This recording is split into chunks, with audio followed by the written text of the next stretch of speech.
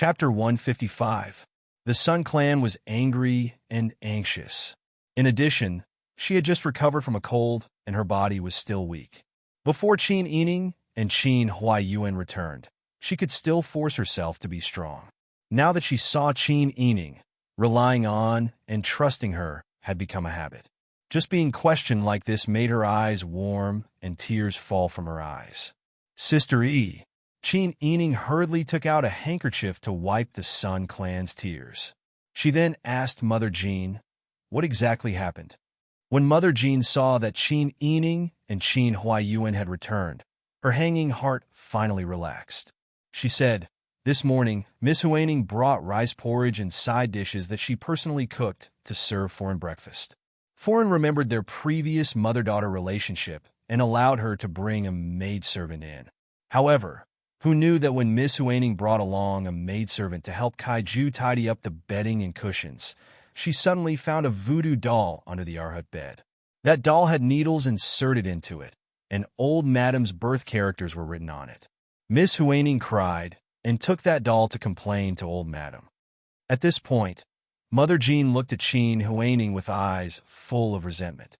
This servant had already told Foreign that this was an ungrateful wretch who turned hostile and refused to recognize her. However, Foreign still remembered their many years of mother-daughter relationship and actually let her in. When Foreign was about to be beheaded, she didn't show any concern for her. When Foreign was bedridden, she didn't attend to her. Yet, she came to deliver breakfast for no reason. In the end, this kind of thing happened. She clearly deliberately framed Foreign. At this time, Qin Huaning was already kneeling in front of Qin Huaiyuan. She cried, Father, please understand. What reason do I have to harm Mother? Even if I'm not Mother's biological daughter, I'm still the daughter of the eldest branch. Even if Mother is biased toward Sister E, I still have enough to eat and wear. I have no reason to harm Foreign. Moreover, Father, do you think I'm that stupid? You just brought people over, and you're already asking my people to frame you. Isn't this just putting a bucket of shit on your head? Father, please believe me. I'm not that stupid. Qin Huaning's teary eyes were full of grievance and innocence. Her fingers gripped the hem of Qin Huaiyuan's robe. She was clearly sobbing, but she forced herself to calm down. Her appearance was truly pitiful and made people feel pity for her. Qin Huaiyuan frowned and pulled away the hem of his robe that had been pulled by Qin Huaning. He quickly walked up the stairs and asked, How is old Madam? Have you called for a doctor? Ji Xiang said, A doctor has been invited just now. Miss Bing Tang, who was by fourth young Mrs. side, also came to take a look at old Madam. She said that old Madam is old and her anger has attacked her heart. There are no major problems. Only then did Qin Huaiyuan feel relieved. He quickly walked to the inner chamber to see the old Madam.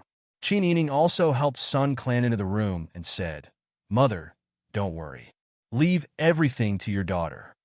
Sun Clan nodded. After feeling wronged, there was only anger left. I'm really stupid. She doesn't recognize me as her mother at all. She already recognized me as her foster mother after Madame Chow entered the family. However, I still thought that since we've been mother and daughter for 14 years, no matter how unfilial she is, there are still some feelings between us. Who knew that she would harm me like this? Sun Clan's words were filled with anger and sadness. Second Madam and third Madam were also mothers. After hearing her words, they felt a chill run down their spines when they thought that the child they raised would use witchcraft to harm them. They looked at Qin Huaning with disdain. Bing Tang had just finished performing acupuncture on the old Madam, and she was already slowly waking up. Seeing that Qin Yining had returned, Bing Tang tidied up and stood behind his master.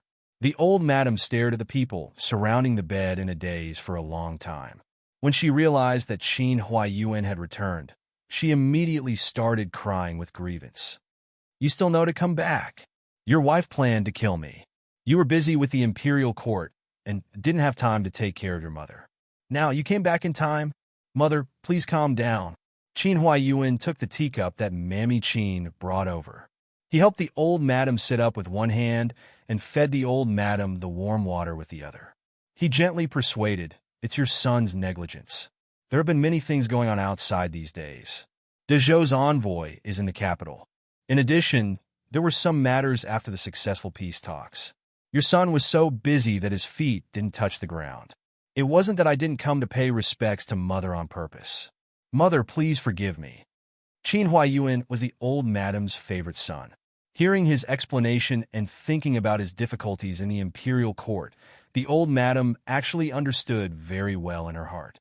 Her anger subsided a little. Looking over Qin Huaiyuan's shoulder, she saw Qin Yining helping the Sun clan to sit down on a round-back chair. The old madam suddenly became furious. Brother Ming, I know that you are filial. If you are really raised by me today, then you should divorce that poisonous woman from the Sun clan. Qin Huaiyuan's brows furrowed again. Mother, please calm down. Calm down? How can I calm down? The Sun clan bears a grudge against me and made a voodoo doll to curse me to death. If it wasn't for Sister Hui coincidentally bumping into them, I wouldn't even know when I would die one day. Your wife is not only a hen that can't lay eggs, but she is also unvirtuous, unfilial, and vicious. If you still recognize me as your mother, then divorce her immediately. In this family, if there is her, then there is me. If there is me, then there is her. The old madam roared until her face and ears turned red. She couldn't help but slap the edge of the bed. The gold-studded jadeite ring on her finger knocked against the wooden edge of the bed, making a loud noise that made people's hearts tighten. When the Sun clan heard the old madam's heartless words, tears fell down again. She sat on the round-back chair and only felt that her hands were numb. Her vision darkened. She weakly leaned on Qin Yining, who was standing beside her, and sobbed uncontrollably. When did she, Sun Haiyan, fall to such a state and be forced into such a situation by her mother-in-law, who used to curry favor with her? Her maternal family had indeed fallen and had no value to the old madam. However, when the family Qin got involved in this marriage, did her father and brothers help to Qin Huaiyuan disappear? Even if she was an actress or a whore, she wouldn't be as heartless as the old madam. Fortunately, Qin Huaining was the granddaughter that the old madam was most proud of in the past. Now, it seemed that many of Qin Huaining's selfish economic knowledge were the same as the old madam's. She was really a failure. She couldn't teach a good daughter and couldn't win the hearts of others. Qin Yining saw that the Sun clan's face was getting uglier and uglier. Her fingers were cramping from crying. He was so scared that he hurriedly called for Bing Tang. Quickly take a look at my mother. Bing Tang hurriedly held the Sun clan's hand and pressed on her acupuncture points. Foreign's heart is being attacked by anger.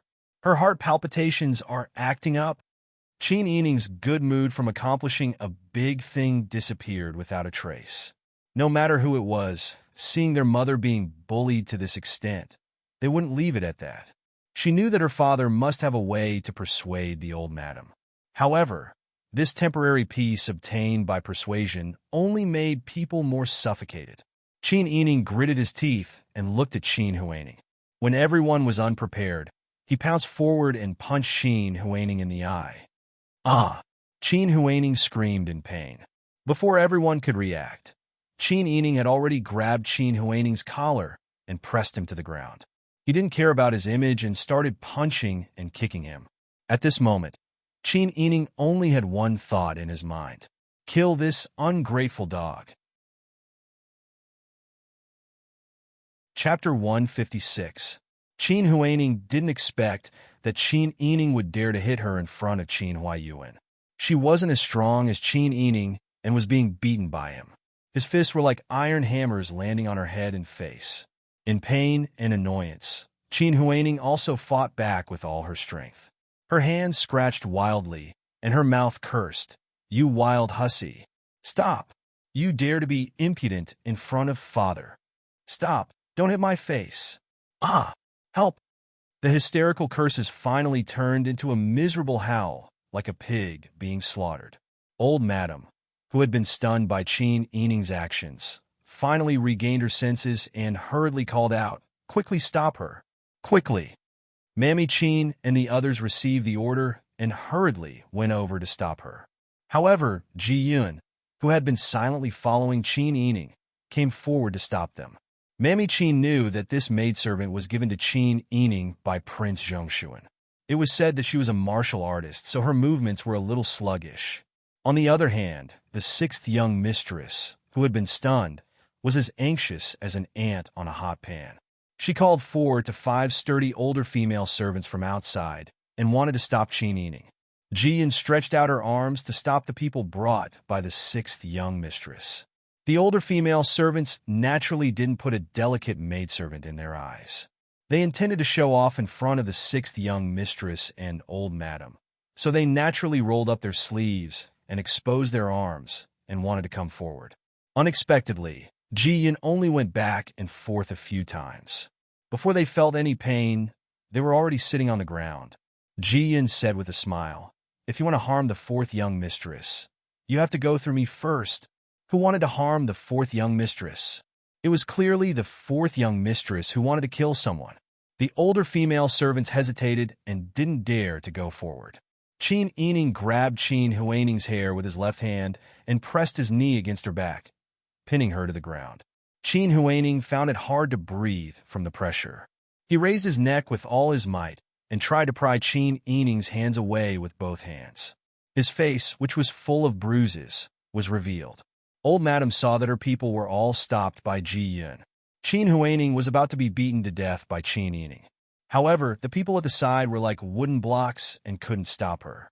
She was so angry that she pounded the edge of the bed. "Stop! You wild hussy, stop! Are you not going to listen to me anymore? Old madam, don't forget about the snuff bottle. Don't forget how you bullied my mother. Anyway, I'm just a cheap life. At worst, we'll just reveal the truth and fight to the death."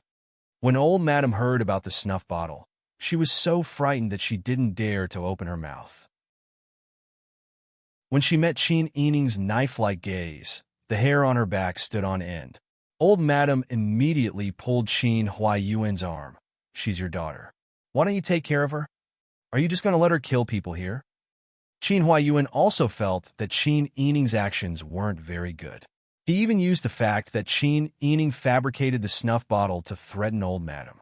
Old madam was helpless, so he said, "Sister E, stop. Daughter naturally has to listen to father's words. Daughter will say a few more words." Qin Yining grabbed Qin Huaning's hair and pulled it up. Qin Huaning immediately screamed and leaned her neck back.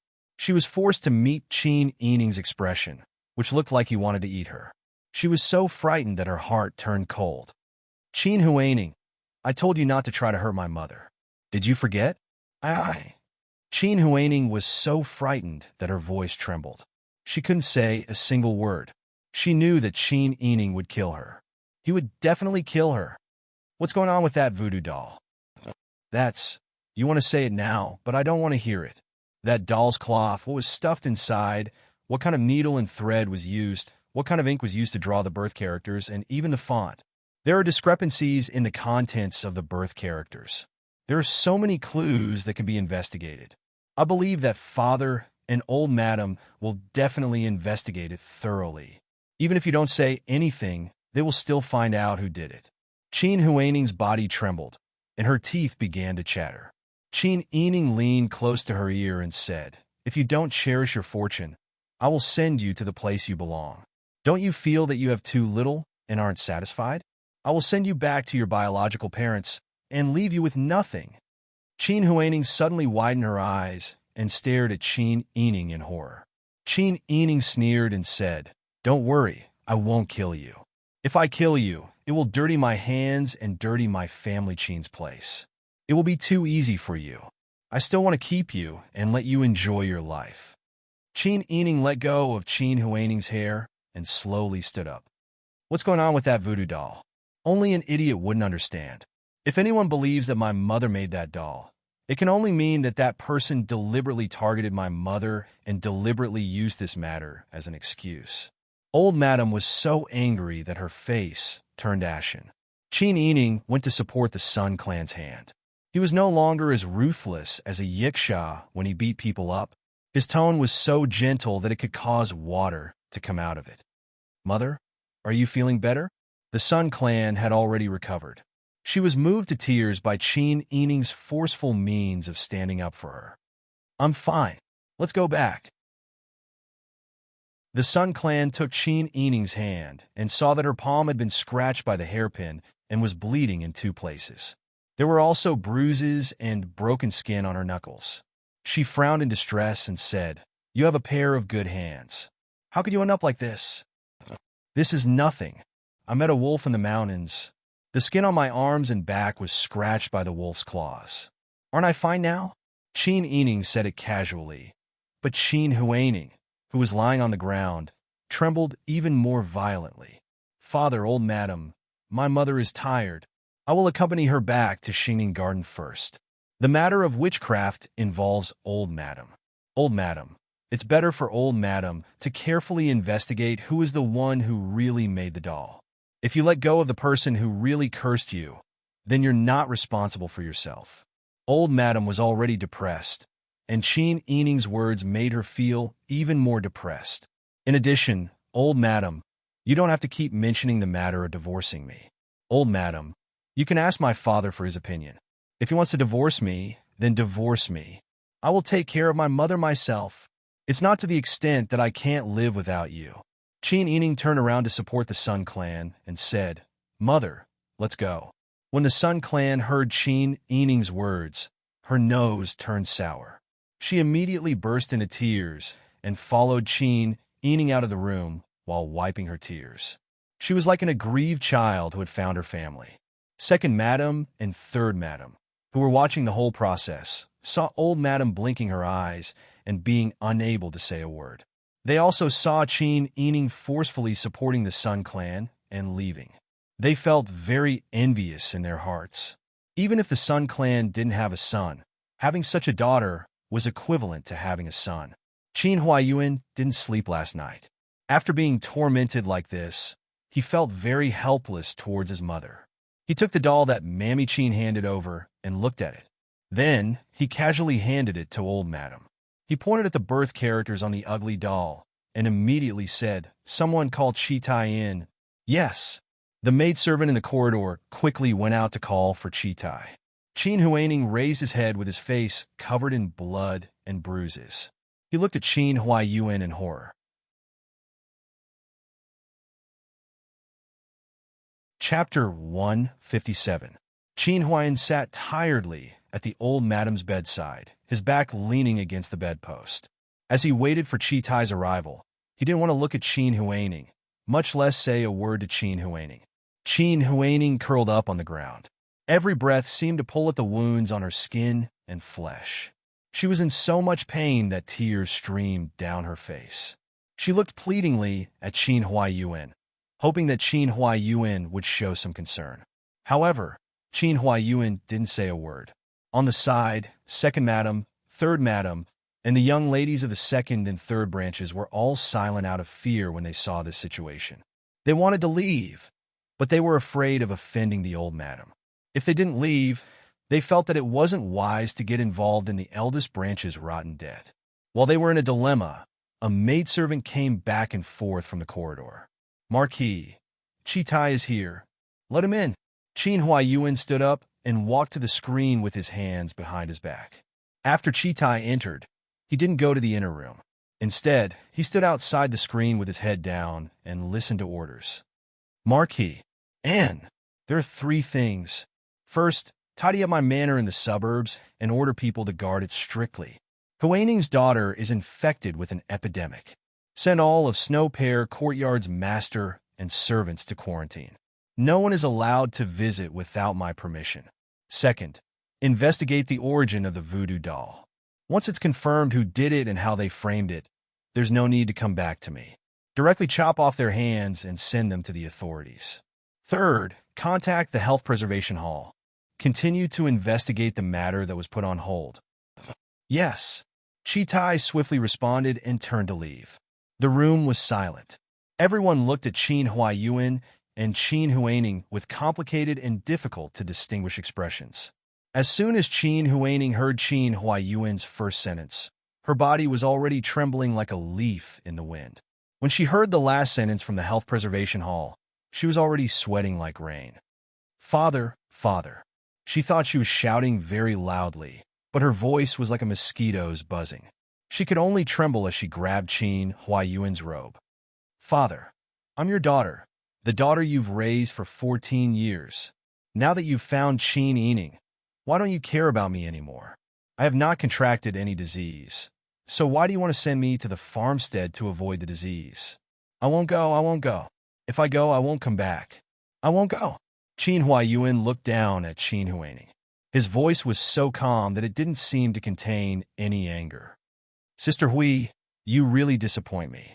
Qin Huaining abruptly raised his head and met Qin Huayuan's serene face, his eyes as deep as the ocean. For a moment, she only felt that everything about her had been seen through.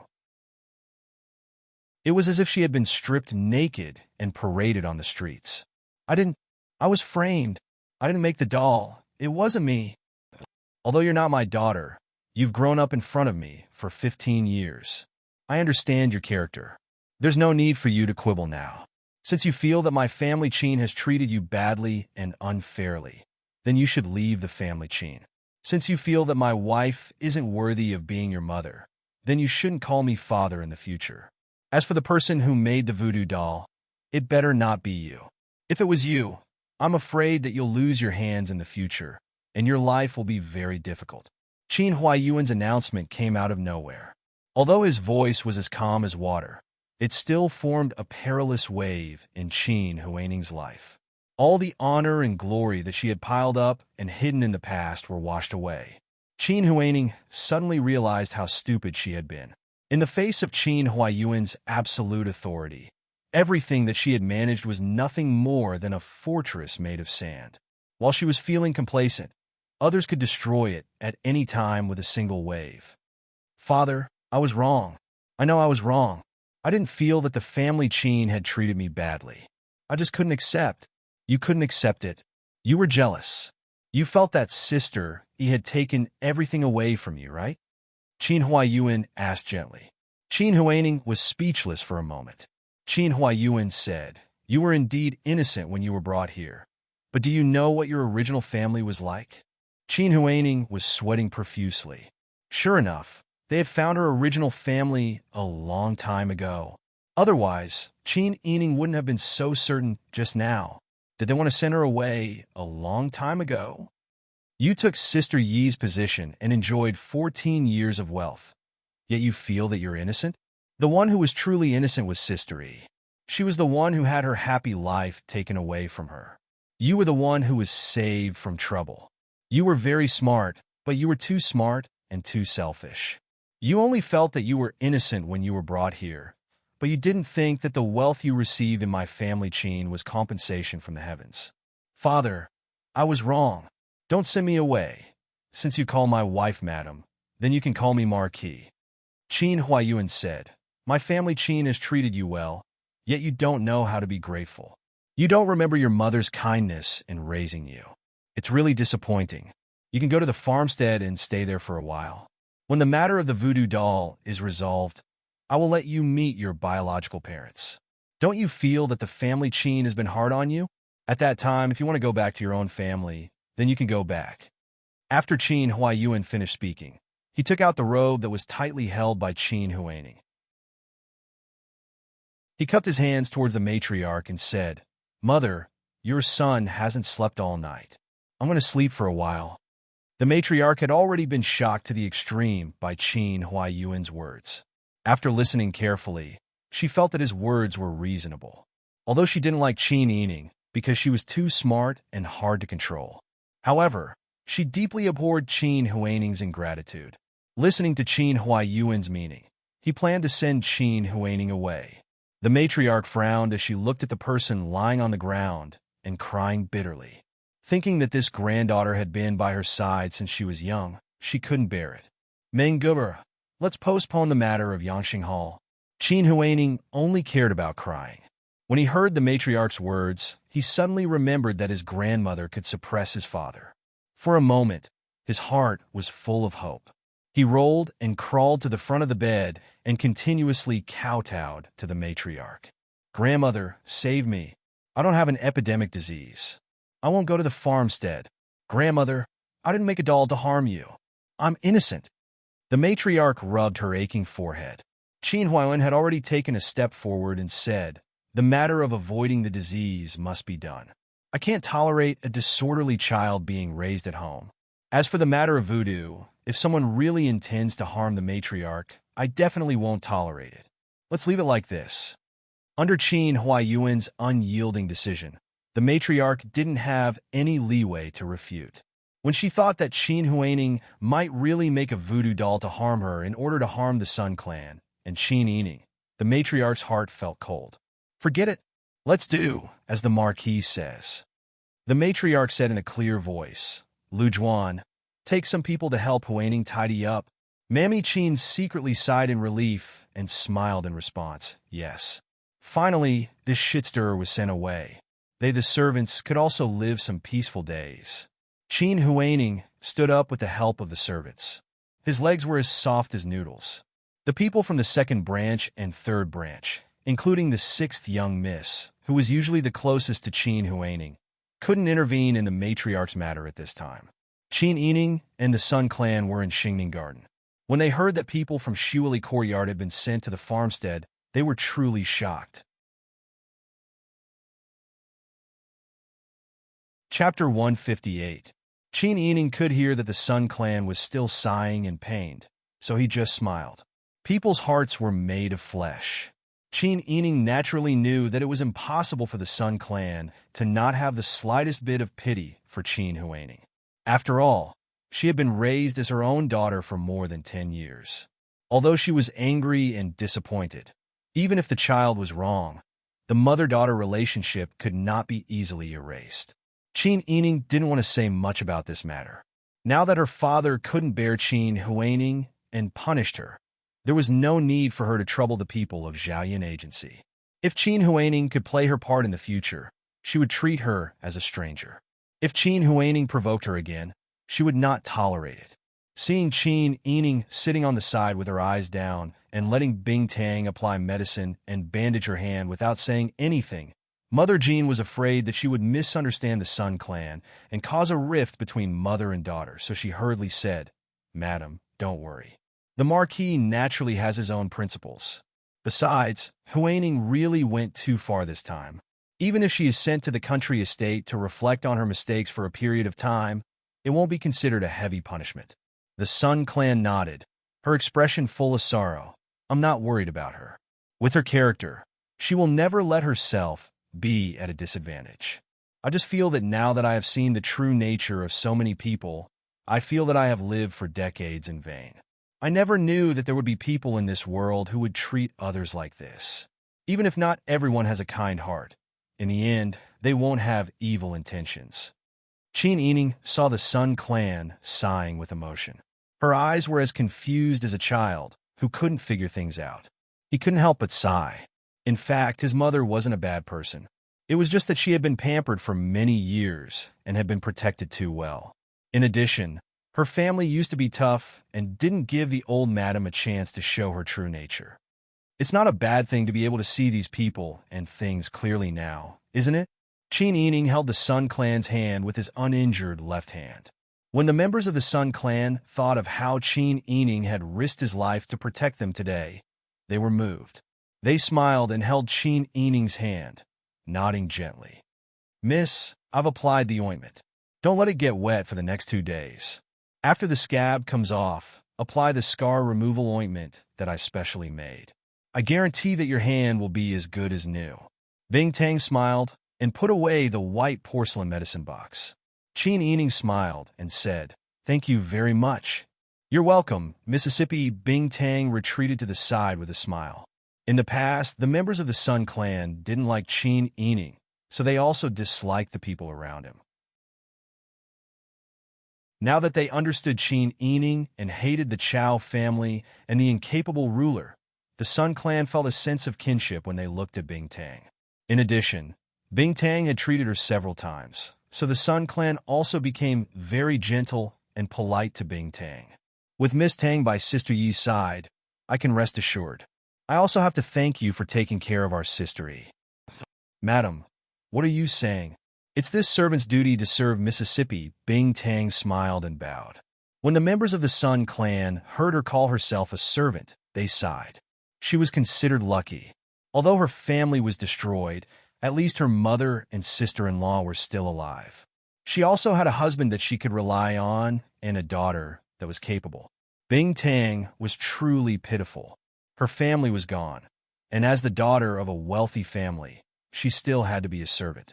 Thinking of this, the members of the Sun clan felt even more pity for Bing Tang. They took her hand and said, "In the future, you can stay by Sister Yi's side. The two of you can take care of each other. If you want to eat or use anything, just tell me. If you lack anything, you can also come directly to Mother Jean. In short, just treat this as your home." Bing Tang was somewhat flattered. To tell the truth, she secretly looked down on this idiotic madam.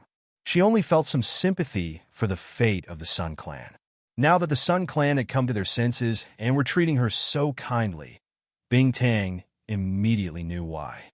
She smiled and politely agreed. Just as the atmosphere in the room was warm, the voice of a servant girl in the corridor came to their ears.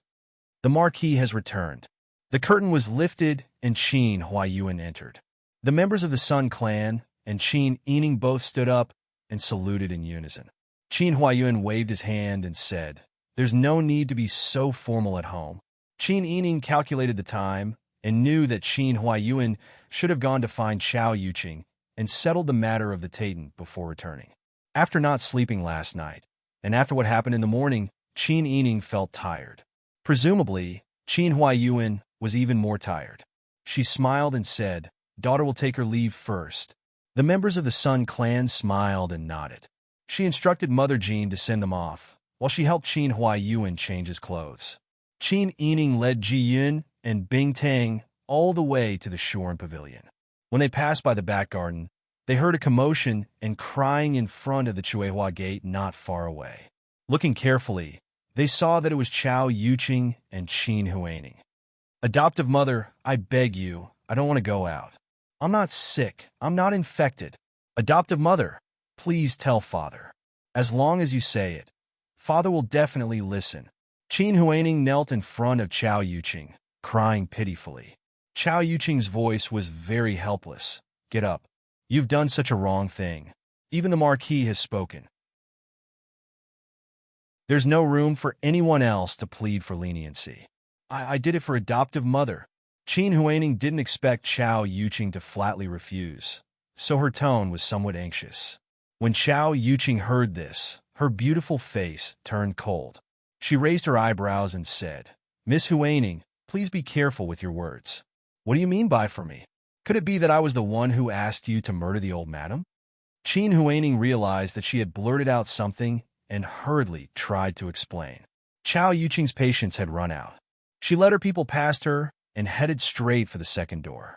Qin Huaining fell to the ground and helplessly looked at Chao Yuqing's back. She covered her mouth and sobbed bitterly. Right now, she really regretted it so much that her intestines were about to turn green. If it wasn't for the fact that her plan wasn't thorough enough, she wouldn't have fallen to such a state. Suddenly, Qin Huaining felt a chill run down her spine, as if someone was using a knife to scrape the hair on her back. She suddenly turned around and saw Qin Yining leading Ji Yun and Bing Tang to the back garden. They were standing at the fork in the road that led to the Shua Rin Pavilion.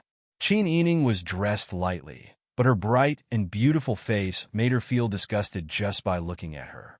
She looked at her with a smile that wasn't a smile. Her mockery almost turned into a sharp blade that crushed what little self-esteem she had left. Qin Huaining's face suddenly turned red. Just as she was about to speak, Qin Yining had already turned around and left. Her cold glance was like a kind of charity to her. "Miss Huaining, please leave. Don't make things difficult for us servants." Mammy Qin had already become impatient from waiting on the side with her people. Qin Huaining's face had been swept to the ground. She hated that she couldn't just bang her head against the wall and die, but she forced herself to raise her chin and proudly lead her people out of the Chuehua gate. The people from Snow Pear Courtyard who had been sent out with her all had gloomy expressions on their faces. They spat at Qin Huaining's back several times. Qin Huaining heard it, but could only pretend not to know. At the same time, in Fengyi Palace, the Empress had dismissed the palace servants. She lowered her voice and asked Chao Guozhong, "Father, Why did you suddenly enter the palace to see this empress? Did something big happen at home? Chao Guozhang said in a low voice. It's not a big deal, but it's not a small matter either. I'm afraid that the matter between us and the Titan will be leaked.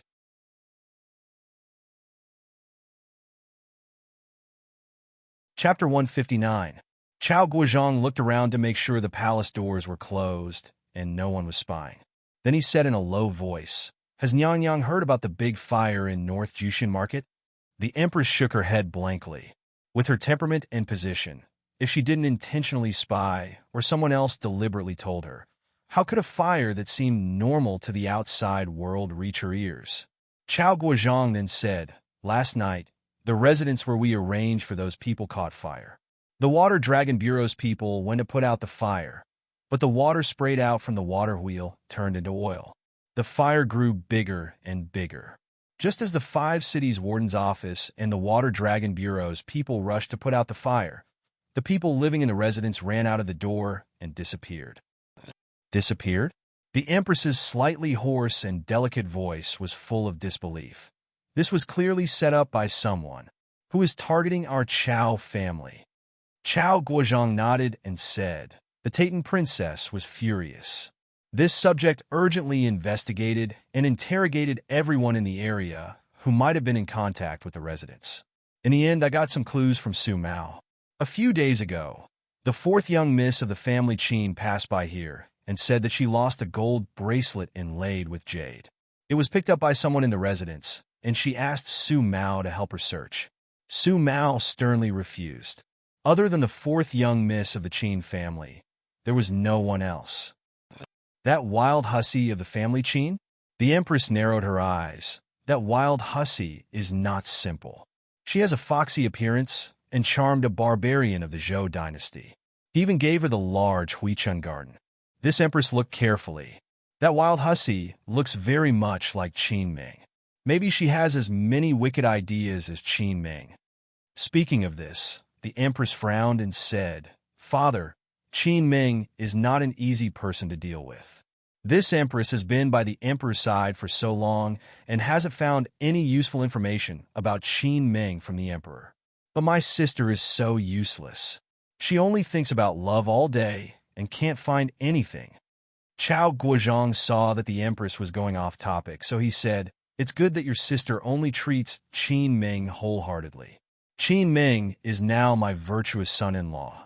If we can grasp the relationship well, it will be a great help. Then why would his daughter be suspicious when she passed by that house? The Empress paused for a moment before reacting. Father suspects that she is in contact with people from Dezhou. Is Prince Zhongshuan trying to trick us? That's possible, but we can't rule out the possibility that she was instructed by Qin Ming. The Empress sneered. I don't care about other things, but this wild hussy dared to be disrespectful to me, so I will settle the score with her. It doesn't matter if she's helping her father or her lover. Ben Gong will make sure that she doesn't have the life to care about these things. That day, she dared to look down on this consort and even stood to the side to laugh at this consort. How many years has it been since this consort has suffered such vexation? How could this consort lose to a little girl? Father, don't worry. Qin Yining's life is in this consort's hands. Seeing the Empress like this, Chao Guozhang didn't say anything and just smiled. After Chao Guozhang left, the Empress acted coquettishly in front of the Emperor that night. She said that she had been having nightmares for the past few days, and because she was worried about the health of her husband and her family, she wanted to go to Xiangu Temple to perform rituals and pray for her family. As she spoke, she even shed tears. When the Emperor saw her crying like a pear blossom in the rain, he couldn't help but feel distressed. Little darling, don't cry. You're crying until my heart is broken. I'll give you whatever you want. The Emperor held the Empress' waist and swayed. He muttered to himself for a moment and said, It's not a big deal to go to the ceremony. Prince Zhongshuan will return to the capital in a few days, leaving their envoys to continue handling the compensation and handover. Once Prince Zhongshuan leaves, there won't be any hard bones left. The handover will be easier to handle. When the time comes, I'll be free. I'll accompany you, okay? The Empress pouted her red lips, and tears were about to fall again. I'm naturally overjoyed. It's just that I've been anxious these past few days and haven't been able to sleep well. Look at the wrinkles at the corners of my eyes. If your Majesty is worried about me, you can arrange for someone to escort me there. I'll go to Lady Mother of the Chariot statue and kowtow a few times to feel at ease. Her white fingers slid across the Emperor's lapel and then gradually moved downwards. When your Majesty is free, I'll accompany your Majesty to go again. Okay. The Emperor's heart was about to melt from her coquettish behavior and her white hands constantly moving around. He immediately threw away his helmet and armor and agreed to whatever the Empress wanted. The next day, the Empress, under the escort of the Emperor's arranged guards, went to Xiangu Temple to see Fairy Liu. At the same time, Qin Yining was nestled on the soft couch in Shuren Temple's reception pavilion. She was holding the soft and furry air by with one hand and reading an account book with the other. Suddenly, there was the sound of hurried footsteps approaching from the corridor. In response to Miss, someone from the second gate has come to pass a message saying that Prince Zhongshuan's attendant is asking for an audience. Qin Yining was stunned. She handed the account book to Qiu Lu, who was now in charge of managing her finances, and carried air by to the ground. Bing Tang and Ji Yun hurriedly followed and went straight to the reception pavilion in the outer courtyard. Just as they reached the door, they saw Huzi, who was wearing a dark blue outfit. So it's you. Qin Yining's bandaged hand reached down and played with air by's drooping ear. Huzi hurriedly bowed to Qin Yining. His eyes moved from her injured hand to Bing Tang, and he grinned. Potato Spirit, you're here too. Bing Tang's face turned red from Huzi's greeting, but she didn't want to be rude in front of her miss, so she rolled her eyes at him. Huzi rubbed his nose from the glare and cupped his hands. Fourth miss. Our Wang Ye's old injury has relapsed, causing the poison from the last time to act up again. Therefore, he specially instructed me to invite Bing Tang's miss to treat him. Qin Yining's heart skipped a beat. Pang Zhao's shoulder was pierced by an arrow in order to protect her. That day, his robe was stained with blood as he broke the arrow and fought again.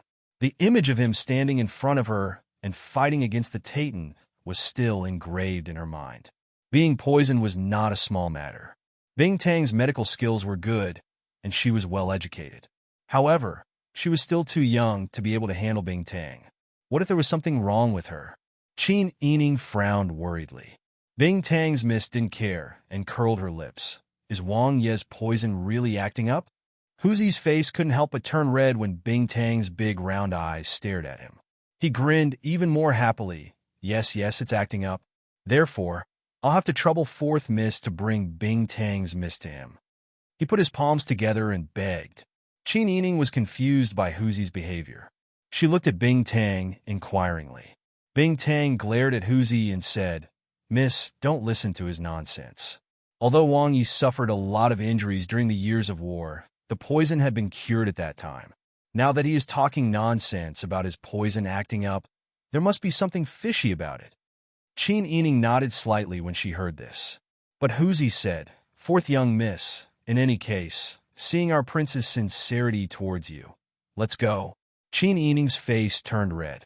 Pang Xiao had saved her several times. Even if the Sun clan was beheaded by the emperor, Pang Xiao did save her. In order to support her and boost her reputation, he didn't hesitate to offend people and gave her such a valuable house. This person was a little overbearing and never asked her what she liked. However, she owed him. Forget it. I'll go with you. Qin Yining handed air by to Ji Yun. I'll go with Bing Tang. You go and tell my mother that I have something to do outside. You stay in Xingning Garden and take care of my mother. If Madame Dowager invites my mother, you can go with her. Don't make things difficult for her. Ji Yun smiled and nodded. Don't worry, Mississippi, she left with air by in her arms.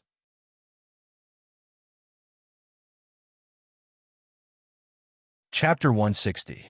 The carriage sped along the road. The more Qin Yining looked around, the more he felt that something was amiss. Isn't this the way to Cloud Treading In? Why isn't Wang Yi in the guest house? That's right. Huzi smiled and said, if he wants to see an illness, it's not convenient for him to be in the guest house with so many people around. Besides, old dog Lian is there too. Qin Yining was annoyed at the thought of Lian Xingjie, that pervert. Luckily, Pang Xiao was so considerate. Not long after, the carriage arrived at the back door of Cloud treading in. Qin Yining alighted from the carriage and saw two tall men waiting for him. When they saw Qin Yining, they bowed respectfully. Qin Yining felt that the two men looked familiar. They must have met at Ningyuan the other day. He smiled and nodded in return. The two men felt flattered and hurriedly cupped their hands and invited Qin Yining in. Bing Tang followed behind Qin Yining and whispered, "I wonder if Master Zhong is here today." "It's fine. I've already sent the account books over. It doesn't matter if he doesn't show up today." Bing Tang nodded. Huzi moved closer to Bing Tang and whispered with a smile, "Hey, Potato Spirit, I think you've grown a little taller." Bing Tang rolled his eyes at him. "Unlike you. You're not short, but your brain isn't good. You haven't learned anything from Wang Yi, but you've learned to be glib and shameless." Huzi blinked and then shouted angrily, "Don't drag Wang Yi into your scolding. You can say that I'm shameless. But how is our Wang Yi shameless? How can you pretend to be sick if you don't act shamelessly?" Bing Tang glared at him. Qin Yining listened to the two bickering and felt both angry and amused. He turned around and saw Bing Tang angrily glaring at Huzi with her big round eyes. Huzi was also glaring at Bing Tang, but he couldn't hide the smile in his eyes. The two people leading the way stopped and pushed open the door to the rich and noble pavilion. "Miss Qin, please come in." "Thank you." Qin Yining stepped through the door first. Huzi and Bing Tang glared at each other. Bing Tang snorted and stomped hard on Huzi's foot before quickly catching up with Qin Yining. Huzi looked at the small shoe print on her foot and chuckled. The two men at the door couldn't help but snicker when they saw Huzi's silly look. Qin Yining walked past the screen and into the inner room. She saw Pang Xiao wearing a snow-white undergarment, with a light purple robe draped over his shoulders. He was sitting on the Arhut bed by the window, leaning against a big pillow and reading a book. Upon closer inspection, Qin Yining realized that his complexion wasn't very good. His lips were a little pale, and his hair was a little messy. "Wang Yi isn't feeling well?" Qin Yining sat down on the embroidered stool next to the square table. Pang Xiao put down the book and supported his temples with one hand. He tilted his head and looked at Qin Yining. "I do feel a little sick. That's why I invited Bing Tang to treat this king. Why didn't you bring Airbai with you?" Qin Yining gestured for Bing Tang to treat Pang Xiao. "I heard that Wang Yi is sick. Since you're here to treat him, it'll be more convenient to bring Airbai with you." Pang Xiao was a little dejected as he said, "Oh," but then he smiled and said, "It's fine. Airbai isn't coming. It's good to be able to see you." "What kind of words are you saying? It's as if I'm inferior to a rabbit." Qin Yining had just thought of this when he felt that something wasn't right. "That's right. Why am I fighting with a rabbit?" Qin Yining looked up and met Pang Xiao's smiling eyes. He glared at him angrily and said, "Look at you. You're quite energetic. You don't look like you're suffering from a relapse." Pang Xiao covered his mouth and coughed twice. It wasn't clear if he was really coughing or trying to hold back his laughter. His voice was low and magnetic as he said, "I'm indeed not feeling well." Bing Tang had already taken a pulse pillow and checked Pang Xiao's pulse. After a careful examination, he stood up and sighed. "Although this isn't a relapse, it's still dangerous. Wang Yi, you have to be more optimistic. Although I can't treat your illness, maybe you'll meet someone with great medical skills in the future who can treat your illness. It's not a terminal illness. Don't be too sad." Pang Xiao looked at Bing Tang calmly. Huzi turned pale with fright. "What? Wang Yi is really sick? Hurry up and tell me. What's wrong? How can I treat him? I'll get you whatever medicine you need." Bing Tang said seriously, "Wang Ye's lovesickness is beyond cure. Forgive me for my shallow medical skills. I don't know how to treat him." Huzi was stunned. Qin Yining blushed and glared at Bing Tang. Pang Xiao laughed heartily. "Good girl. You're really good at medical skills. You're really good at diagnosing. However, I don't have to wait to find a famous doctor in the future. Didn't you bring me the medicinal primer?" He looked at Qin Yining gently. "Senior Miss, I feel like I'm cured." Qin Yining was embarrassed and annoyed. She grabbed the lid of the teacup on the table and threw it at Pang Xiao. Are you crazy? You're full of nonsense. Pang Xiao casually caught the lid of the blue and white porcelain teacup. He smiled and said, I'm not crazy. I'm just drunk. When he saw the bandage on Qin Yining's hand, his expression changed. What happened to your hand? He didn't notice that her hand was hidden in her sleeve. Bing Tang took out her silver needles and gestured for Pang Xiao to sit up. She said, Miss beat up Qin Huaining in the mansion. Her hand was cut twice by the golden hairpin. Her knuckles are also bruised and scraped. It's not a big problem, but it'll hurt for a while. As she spoke, she neatly inserted the needles into Pang Xiao's shoulder. Pang Xiao didn't care and let her do it. Because he was sitting upright on the Arhut bed, he could only reach out a hand to Qin Yining. He said seriously, Come here. Let me take a look. Qin Yining sat still. It's just a superficial wound. Pang Xiao's brows were tightly knit together. His phoenix-like eyes were filled with rage, and his handsome face was tainted with a murderous aura. He couldn't help but raise his voice. His voice was low and deep, and it shook the hearts of others. Come over here. Qin Yining was stunned by his shout. She looked at him with her watery eyes and then looked away. She still didn't move as if she didn't hear him. On the other hand, Huzi was so frightened that all the hair on his body stood up. When his Wang Yi was angry, the people around him didn't dare to disobey him. His cold aura was like that of a beast about to eat people. Not everyone could withstand it. Miss Qin actually dared to pretend that she didn't hear him. Bing Tang was so scared that he stopped and turned around to look at Qin Yining. Pang Xiao stood up with a sullen face. He didn't care about the needle in his arm. He grabbed Qin Yining's injured right hand and suppressed his anger. You didn't listen when I asked you to come here. You asked me to come here personally. If it's for your own good, you have to listen to me. Why should I listen to you? Who are you to me? Qin Yining struggled twice, but couldn't withdraw her hand. Her heart was still trembling because of Pang Xiao's shout. She couldn't help showing some grievance. Pang Xiao saw a layer of mist in her watery eyes and knew she was short of breath.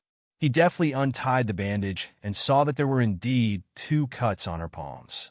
Although they were no longer bleeding after applying medicine, the wounds were still somewhat red and swollen. Her finger joints were also bruised and swollen. He could not help but feel sorry for her.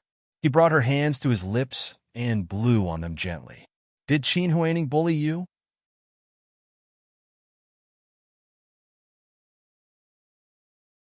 Chapter 161. Qin Yining's hand was held by Pang Xiao's large hand. She could clearly feel the friction from the rough calluses on his palm, as well as the temperature that was obviously higher than her own body. She hurriedly tried to withdraw her hand, but her wrist was held by Pang Xiao neither loosely nor tightly. It was not enough to hurt her, but she could not withdraw even half an inch. Qin Yining's cheeks turned red. She rolled her watery eyes at Pang Xiao. She knew that she could not break free, so she stopped struggling. She only sneered and said, You are underestimating me. She wanted to bully me, but now she is the one who is in a worse situation. Pang Xiao's eyes looked at the person who was just a moment ago, soft and weak, but suddenly became fierce. He felt that the soft part was softer, the fierce part was also fiercer. It was as if Bai, who did not have much destructive power, was tickled by him, and then used his little buttocks to face him. He really liked it. Seeing that the atmosphere between the two had eased, Bing Tang said, Wang Yi, sit down first. The needles are not finished yet. You have a lot of old injuries.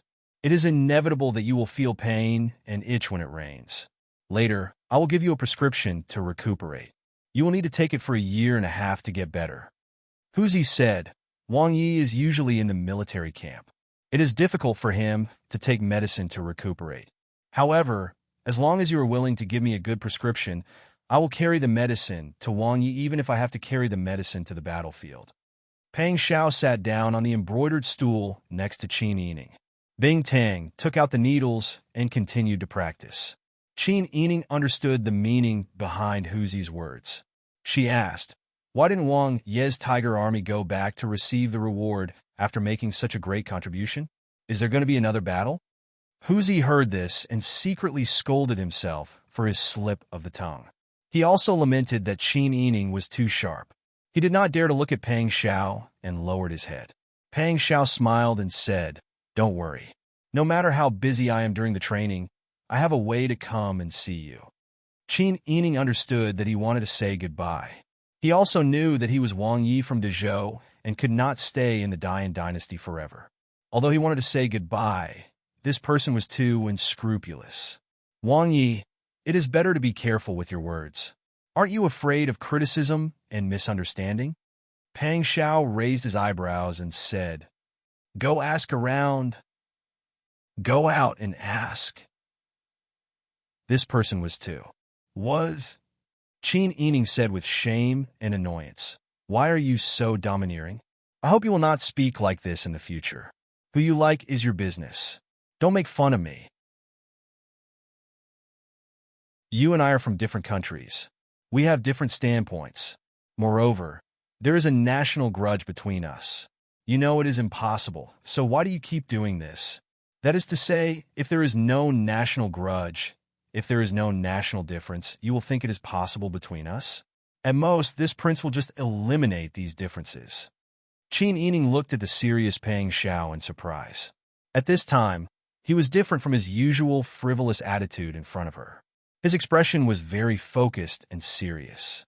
Qin Yining's heart could not help but skip a beat. "You really don't have to joke with me about such a serious topic. I'm a little girl.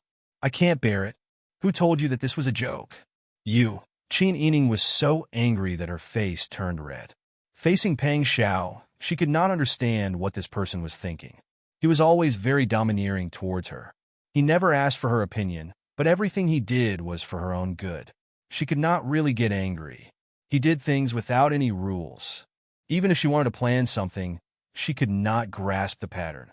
She could not predict what he would do next. In the officialdom, this kind of person was the type that people hated but could not do anything about. Why did she have to meet this kind of person? Seeing that Qin Yining looked away and did not say anything, Pang Xiao smiled helplessly and said, "Why are you angry? Don't think too much. You know that many things are irresistible." As if he could see that Qin Yining did not want to talk about this matter, Pang Xiao did not want to dwell on this topic. He sighed and said, "I know you are not at ease. Don't worry, I am not a frivolous person. Have you seen me flirt with others?" Qin Yining's face became hot again. Before she could say anything, Huzi said, "Fourth miss, I can testify that our Wang Yi has never been so attentive to any woman." He looked so serious that he almost raised 3 fingers to swear. Pang Xiao looked at Huzi with satisfaction and said to Qin Yining, "Don't worry. I will definitely think of a way to marry you." Qin Yining's mind exploded. Her face and ears turned red as she stared at Pang Xiao. She had mixed feelings and did not know what she was feeling. "When did I say that I wanted to marry you? The whole world knows that you are my woman. If you don't marry me, who do you want to marry?" Pang Xiao narrowed her almond-shaped eyes. There was a dangerous look in her eyes. "Or do you like bookworms like Yu Qian?" Qin Yining felt even more incredulous when she heard that he had implicated the crown prince. She said, "Why do you have to say such nonsense to stab me?" Pang Xiao looked at her carefully and said in a slightly gentler tone, "That guy only has a good appearance. He is indecisive and only knows how to write and draw. He is not good enough for you." Qin Yining wanted to say, "Then you are good enough for me?" But she swallowed the words when they were about to come out of her mouth. Her face was as red as the sunset. Her face, neck, and ears were all red. Pang Xiao saw that her whole body had turned pink. She was as soft as a glutinous rice cake, and he wanted to take a bite of her. He felt more and more tempted. At this time, Bing Tang had already removed the needles. Huzi went to prepare a robe for Pang Xiao. He looked at Qin Yining deeply and turned to go into the inner room to change.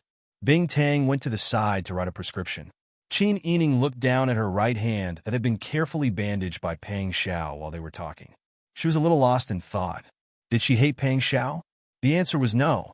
Not only did she not hate him, but sometimes when she saw him, she even faintly felt a little happy. He was indeed too domineering. But the things he did all showed how much he valued and liked her. She could not resist all of this, but it also warmed her heart, especially when he saved and protected her time and time again.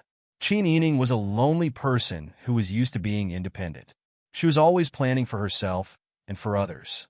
No matter if it was when she was a child or when she was in the Sun Clan, she was always used to putting these people under her protection. Since she was a child, she rarely experienced the feeling of being protected by others. She even felt that even though she had given birth to a girl, she was actually stronger than a man on the inside. Only when she met Pang Xiao did she truly feel that she was a girl. She also knew that she also had times when she was weak and needed to rely on others. This kind of feeling made her thump. But while she was secretly happy and excited, her rationality kept telling her that there were too many things between them. Qin Yining's slender and fair left hand gently stroked her right hand, and her lowered eyelashes covered the emotions in her eyes. Pang Xiao came out wearing a black python robe and saw Qin Yining with her head lowered, deep in thought. Her satin long hair was softly draped behind her back, and her fair and delicate neck looked slender. The outline of her side profile was also very beautiful. Her slightly knitted eyebrows and lowered eyelashes all showed that she had something on her mind, as if she had accumulated a lot of worries and had nowhere to vent them. This realization made Pang Xiao feel like a stone was pressing down on his heart. In the past, he couldn't figure out his own thoughts. He only felt that he cared and was curious about Qin Yining because they met when they were young. Or maybe it was because all her suffering was caused by his father's AIDS, so he felt that she was innocent and wanted to make up for it.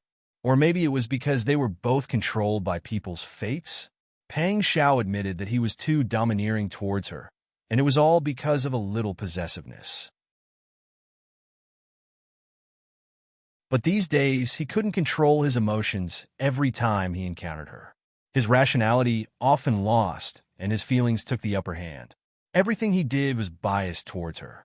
This made him understand that perhaps his heart was more honest than his rationality, and he might like her more than he expected. At first, he felt that they were separated by the country and their relationship was complicated. Her father was also a famous Dayan minister. As the only prince with a different surname in Dezhou, it would be difficult for him to marry her officially. But the more he interacted with her, the more his heart was biased towards her. He even began to feel that even if marrying her was a very difficult thing, it would require a lot of energy, and he would have to change many of his previous plans and redeploy many things. All of this seemed to be worth it. Perhaps Qin Yining still had some resistance. But in Pang Xiao's heart, he already regarded her as his woman. And making his woman frown was his biggest incompetence as a man. What's wrong? Pang Xiao squatted in front of Qin Yining. Qin Yining was surprised by his actions and quickly shook her head. The pearl biao behind her head swayed with a bright halo. If there's anything that makes you unhappy, just tell me. Pang Xiao's tone was very serious. His intimate and natural words made Qin Yining a little absent-minded. It was as if they had known each other for a long time and were used to speaking so naturally. Wang Yi, you don't have to. You could just call me Zhishi. Pang Xiao took her hand and stood up. I told you a long time ago that my courtesy name is Zhishi. Qin Yining's face turned red again. She lowered her head and refused to answer. How intimate was it to call a man by his courtesy name? Seeing that her face was almost hanging on his chest, Pang Xiao was in a good mood. He smiled and said, my subordinates sent a few good Dezhou horses. I picked 2 docile ones. I'll give one to you and the other to Miss Tang as a thank you gift for treating my illness. The weather is good today. How about I take you to the suburbs for a walk? Bing Tang's eyes lit up when she heard this. She didn't even bother to pack her medical kit and eagerly said, Wang Yi, are you serious? Of course I'm serious. Pang Xiao bent down slightly to look at Qin Yining's face. How about it? Do you want to go? Qin Yining wanted to go very much. Although she had never learned proper horsemanship, she knew how to ride a horse. Because she had been saved by a wild horse before and lived with a herd of wild horses, she had a special liking for horses. However, it was a little unreasonable for her to follow him to ride a horse. Pang Xiao grabbed her uninjured left hand. His strength was very gentle, but his words were full of impatience. I shouldn't have asked for your opinion. Next time, I'll just kidnap you and leave. Qin Yining was dragged downstairs just like that.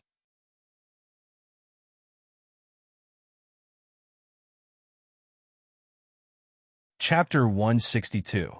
Qin Yining had lived in the mansion for a long time. Even though the master study was located next to the back garden of the Marquis' mansion, one could see the man-made lake, vegetation, and rocks just by leaning against the railing. However, no matter how beautiful the man-made scenery was, it could not compare to the natural scenery in front of one's eyes. This place was already outside the city. It was early spring in the south. In April, the grass was long and the orioles were flying in the air. Qin Yining and Pang Xiao stood side by side and looked around. The wide grassland was occasionally dotted with new wildflowers. The mountains in the distance were lush green. Not far away, there was a small river that reflected the clear blue sky. The sound of water gurgling could be heard.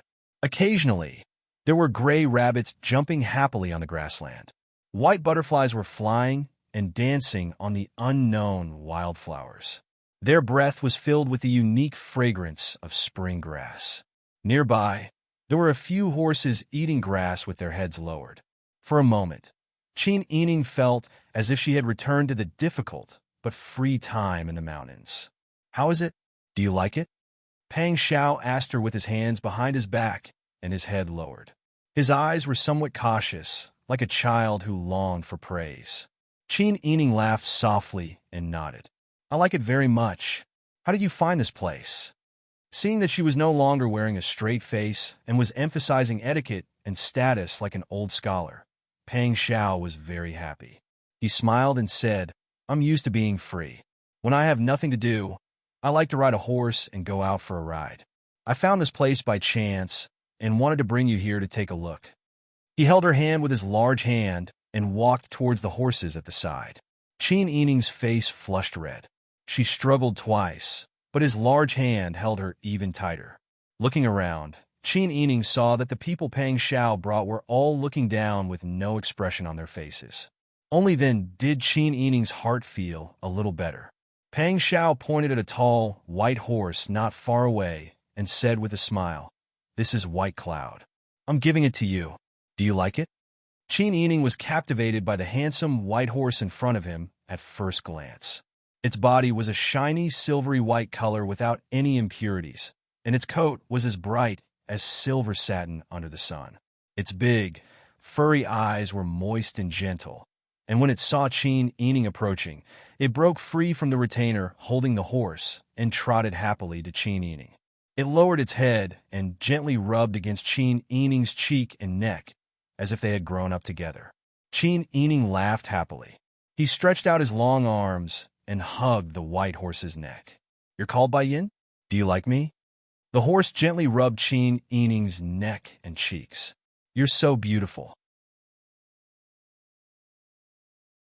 I like you so much. Qin Yining hugged White Cloud and didn't let go. Pang Xiao had never seen Qin Yining so happy. He had never heard her laughter so clear and melodious, and he had never heard her speak in such a soft and delicate tone as if she was coaxing a child.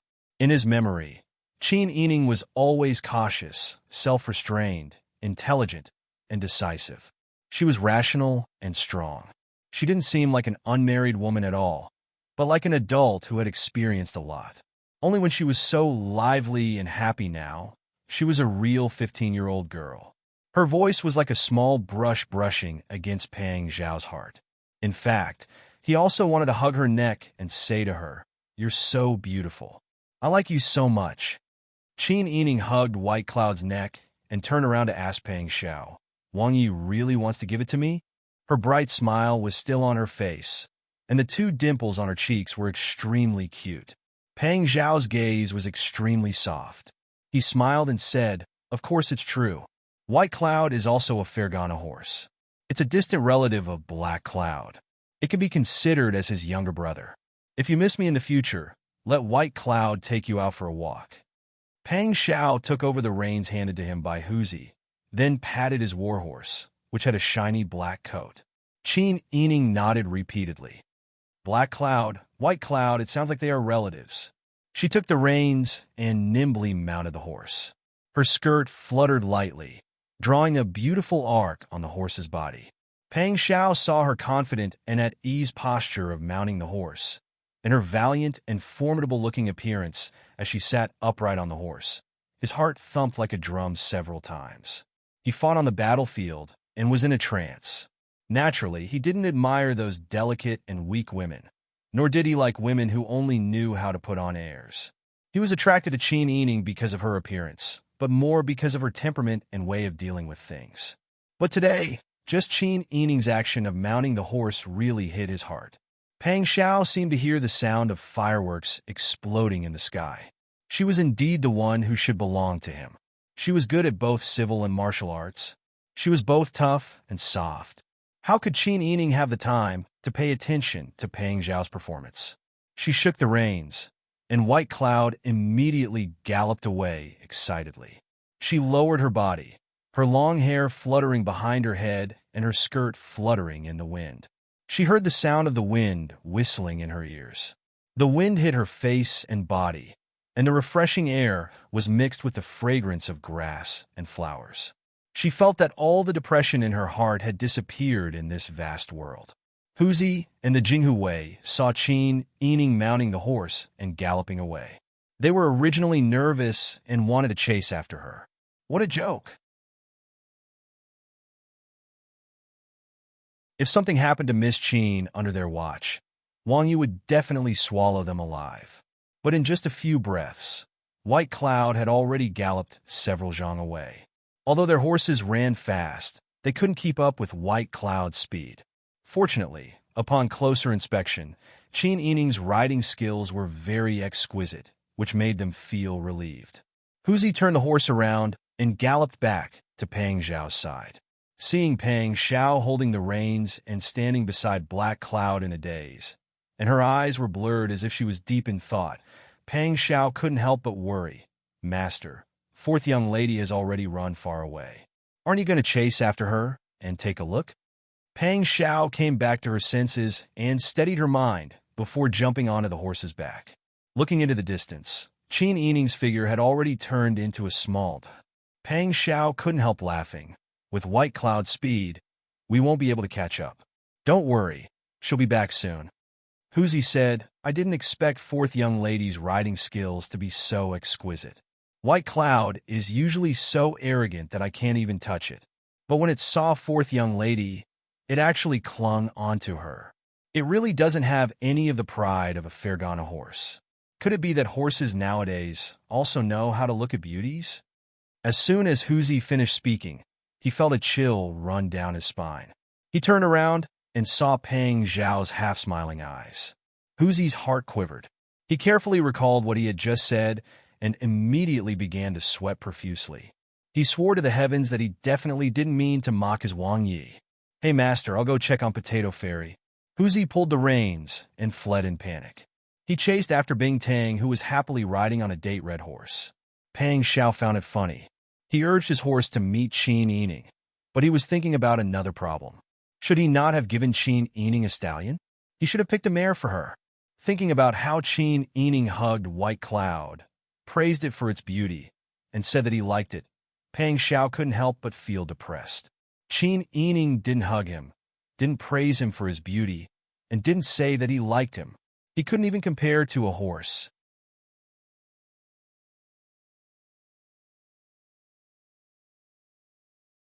Chapter 163.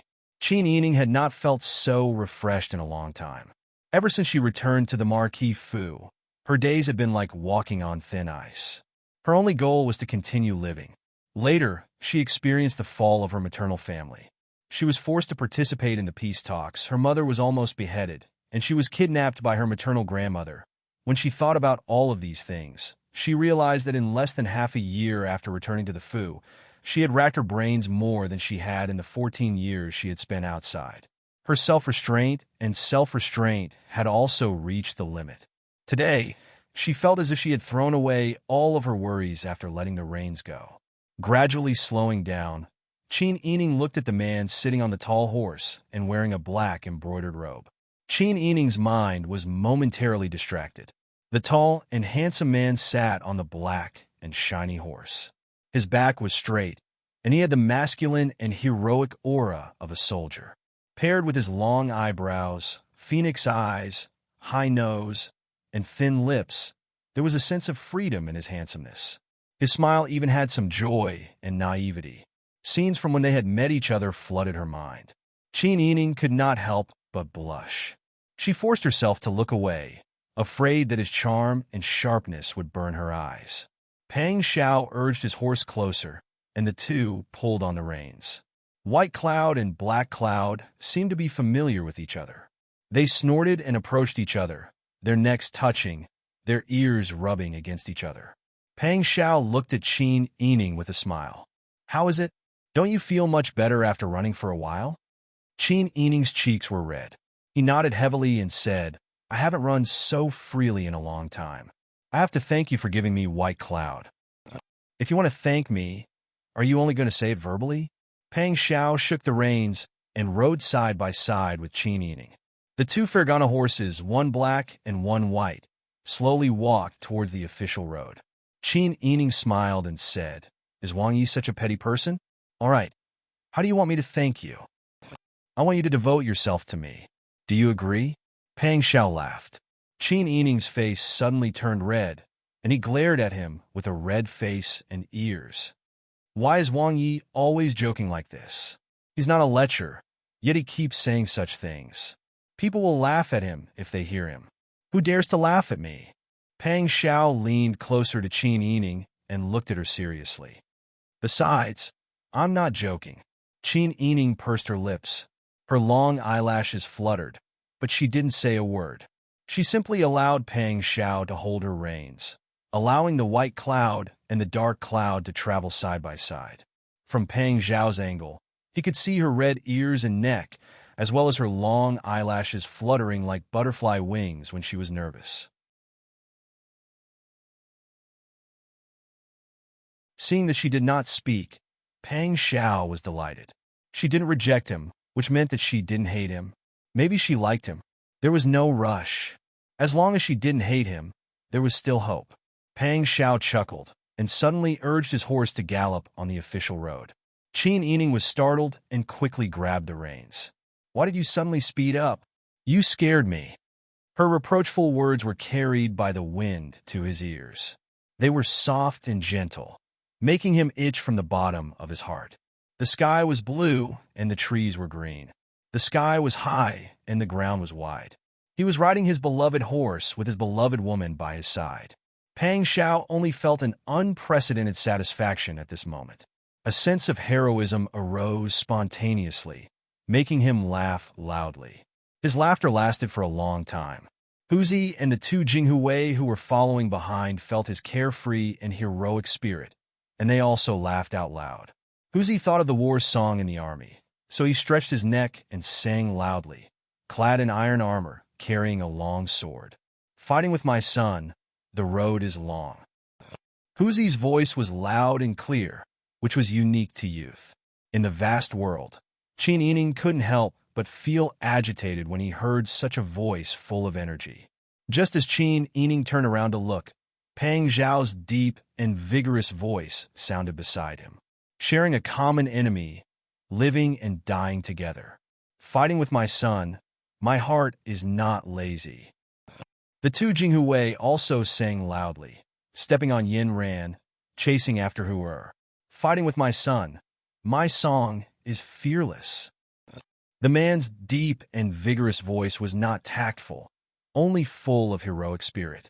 In such a vast world, with comrades by his side and hot blood surging, the war song sung by these iron-blooded men in the army was majestic, with the momentum of a landslide and a tsunami. Qin Yining's heart trembled and his cheeks flushed. He even felt a sense of anticipation for riding his horse on the battlefield. These were real men who fought on the battlefield.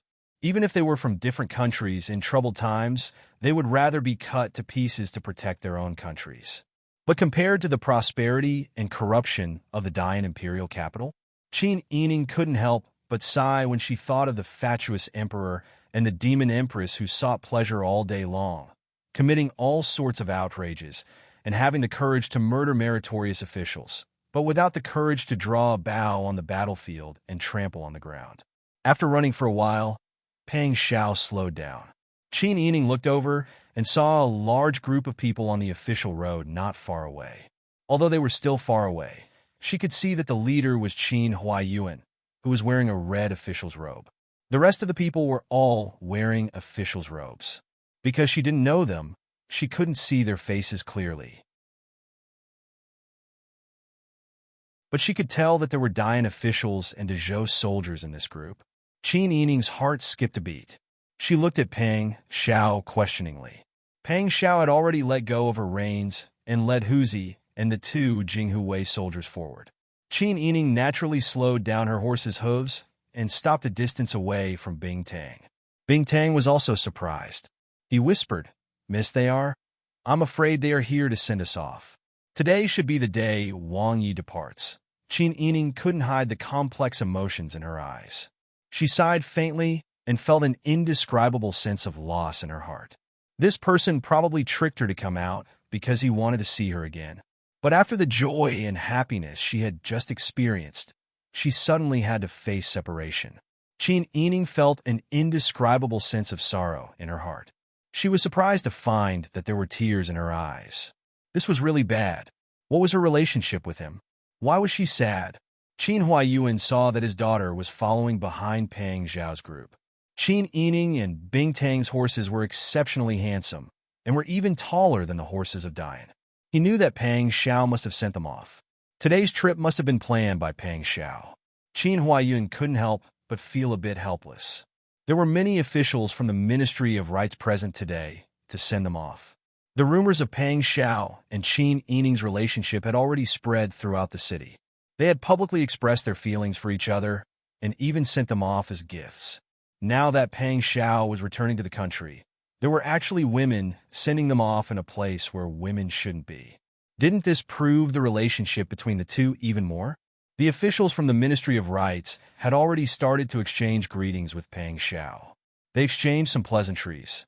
The group of people sending them off and escorting them moved forward in an orderly manner. Taking advantage of the fact that Pang Xiao was leading the group, Qin Huaiyuan quickly walked in front of Qin Yining and said, "You and Miss Tang should go back first." Qin Yining nodded and was about to agree. Unexpectedly, Pang Xiao could still hear the commotion even though they were so far away. He turned around and said, "This place is very far from the capital. I'm afraid it's not safe for Miss Qin to go back alone. Since we're already here, why don't we let her accompany us? It's not impossible for her to follow Grand Preceptor Qin back to the city later." The officials from the Ministry of Rites looked at each other with an expression that said, as expected, Lian Xingjie stared blankly at Qin Yining, who was sitting upright on the white horse, with eyes full of envy and desire. Qin Huaiyuan could only sigh when he heard this. He got on his horse and said, "Come with me. Later, come back with your father." Qin Yining could only nod and stare at Pang Xiao from a distance. Although she knew that he was probably reluctant to leave so suddenly and was just thinking of a way to spend more time with her, she was still very unhappy that he had planned everything but was unwilling to tell her. Unexpectedly, Pang Xiao was not angry when Qin Yining stared at him. He even laughed out loud and confidently continued to chat with the officials beside him. Qin Yining, on the other hand, was so angry that his face turned red. Amidst their conversation, the procession moved on for about an hour, and it was time for the civil official to return. For the rest of the journey, the soldiers of Great Yin, who were responsible for the safety of the envoy, and the elite tiger guards who served Pang Xiao, would continue to escort him. The group slowly stopped. Pang Xiao said to Lian Xingjie, who was accompanying him, "This king has been summoned back to the capital. From now on, the matter of reparations between Yin and Zhou will be handed over to Lian Darren. I hope that Darren will not forget the proper business and will not disappoint the emperor." Lian Xingjie's mouth twitched. He was now afraid of Pang Xiao. When he saw him, he wanted to hide. Even if he used a high and mighty tone to admonish Pang Xiao, he only wanted Pang Xiao to scram. Lian Xingjie respectfully cupped his hands and responded, "Wang Yi, do not worry. Pang Xiao raised his eyebrows and smiled. Among the people sending them off, there were a few people who suspected that Pang Xiao's position in the Zhou Emperor's heart had fallen. In the end, Pang Xiao was the Zhou Emperor's sworn brother. If his position had really fallen, how could a proud person like Lin Xingjie accept Pang Xiao's admonishment? They probably had to consider whether the rumors were true or false. Pang Xiao had already moved his horse towards Qin Yining. The dark clouds were black and shiny, while the white clouds were silvery white. The two equally precious horses rubbed their necks against each other as soon as they saw each other. Pang Xiao, who was sitting upright on the dark cloud, looked at Qin Yining with a smile. Qin Yining wanted nothing more than to immediately jump off the back of the white cloud and flee. He was afraid that Pang Xiao would say something that would shock him to death. Even if you accompany a guest for 1,000 miles, you still have to part in the end. Take care of yourself, Miss Qin. Qin Yining secretly let out a sigh of relief. Prince Zhongshuan, take care. Pang Xiao then cupped his hands towards Qin Huaiyuan. Grand Preceptor Qin. Qin Huaiyuan returned the greeting. Wang Yi, have a safe journey. The two sides said their goodbyes. Huzi also made a face at Bing Tang. This time, they were truly saying their goodbyes. Pang Xiao and Huzi turned their horses around and headed towards the front of the group. Qin Yining frowned slightly as he looked at Pang Xiao's back. Unexpectedly, at this moment, the majestic sound of horse hooves suddenly came from both sides of the road. Looking left and right, there were actually more than 30 riders rushing out from the forest and bushes on both sides of the road. Every single one of them had a weapon in their hands. The edges of their blades and swords shone brightly under the sunlight as they charged out with murderous intent. Kill the one surnamed Feng. Kill him. The roars of the 30 or so men resounded through the sky as they charged into the group in the blink of an eye. No one expected that there would be assassins lying in ambush on the way to see them off. Qin Yining tightly pursed his red lips as he assessed the strength of the enemy. Just as he was about to turn around and speak to Qin Huaiyuan, he suddenly felt something tighten around his waist. The next moment, he was lifted into the air and immediately fell into a warm embrace. Pang Xiao actually rushed over and hugged her from white clouds back into his arms. He casually drew his sword and brandished it to parry the blades that were coming towards him. He slapped Black Cloud with the scabbard, and like a bolt of black lightning, Black Cloud sped forward with Pang Xiao and Qin Yining in tow. They rushed out of the group and left the chaos behind them. Don't let them escape. Chase after them. The assassins' roars shook the heavens as they urged their horses to chase after them.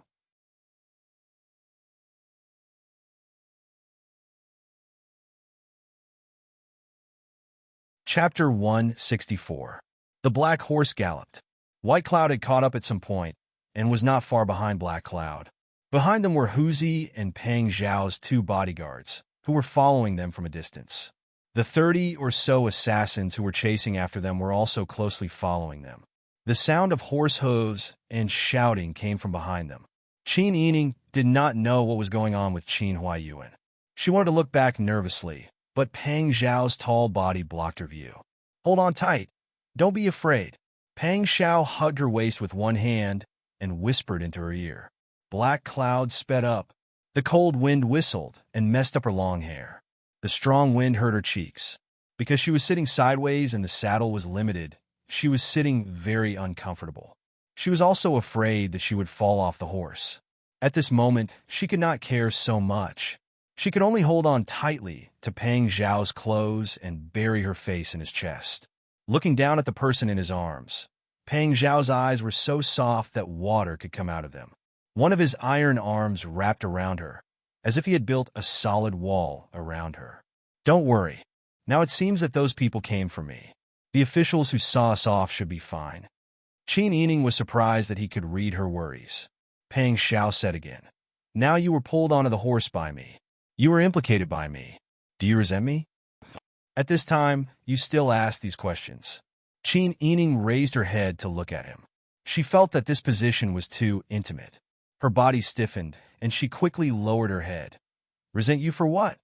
As soon as she finished speaking, Qin Yining heard his deep and happy laughter. She was so close to him that she could even hear the vibrations in his chest. Her face heated up. She wanted to keep a distance, but the space on the horse was limited.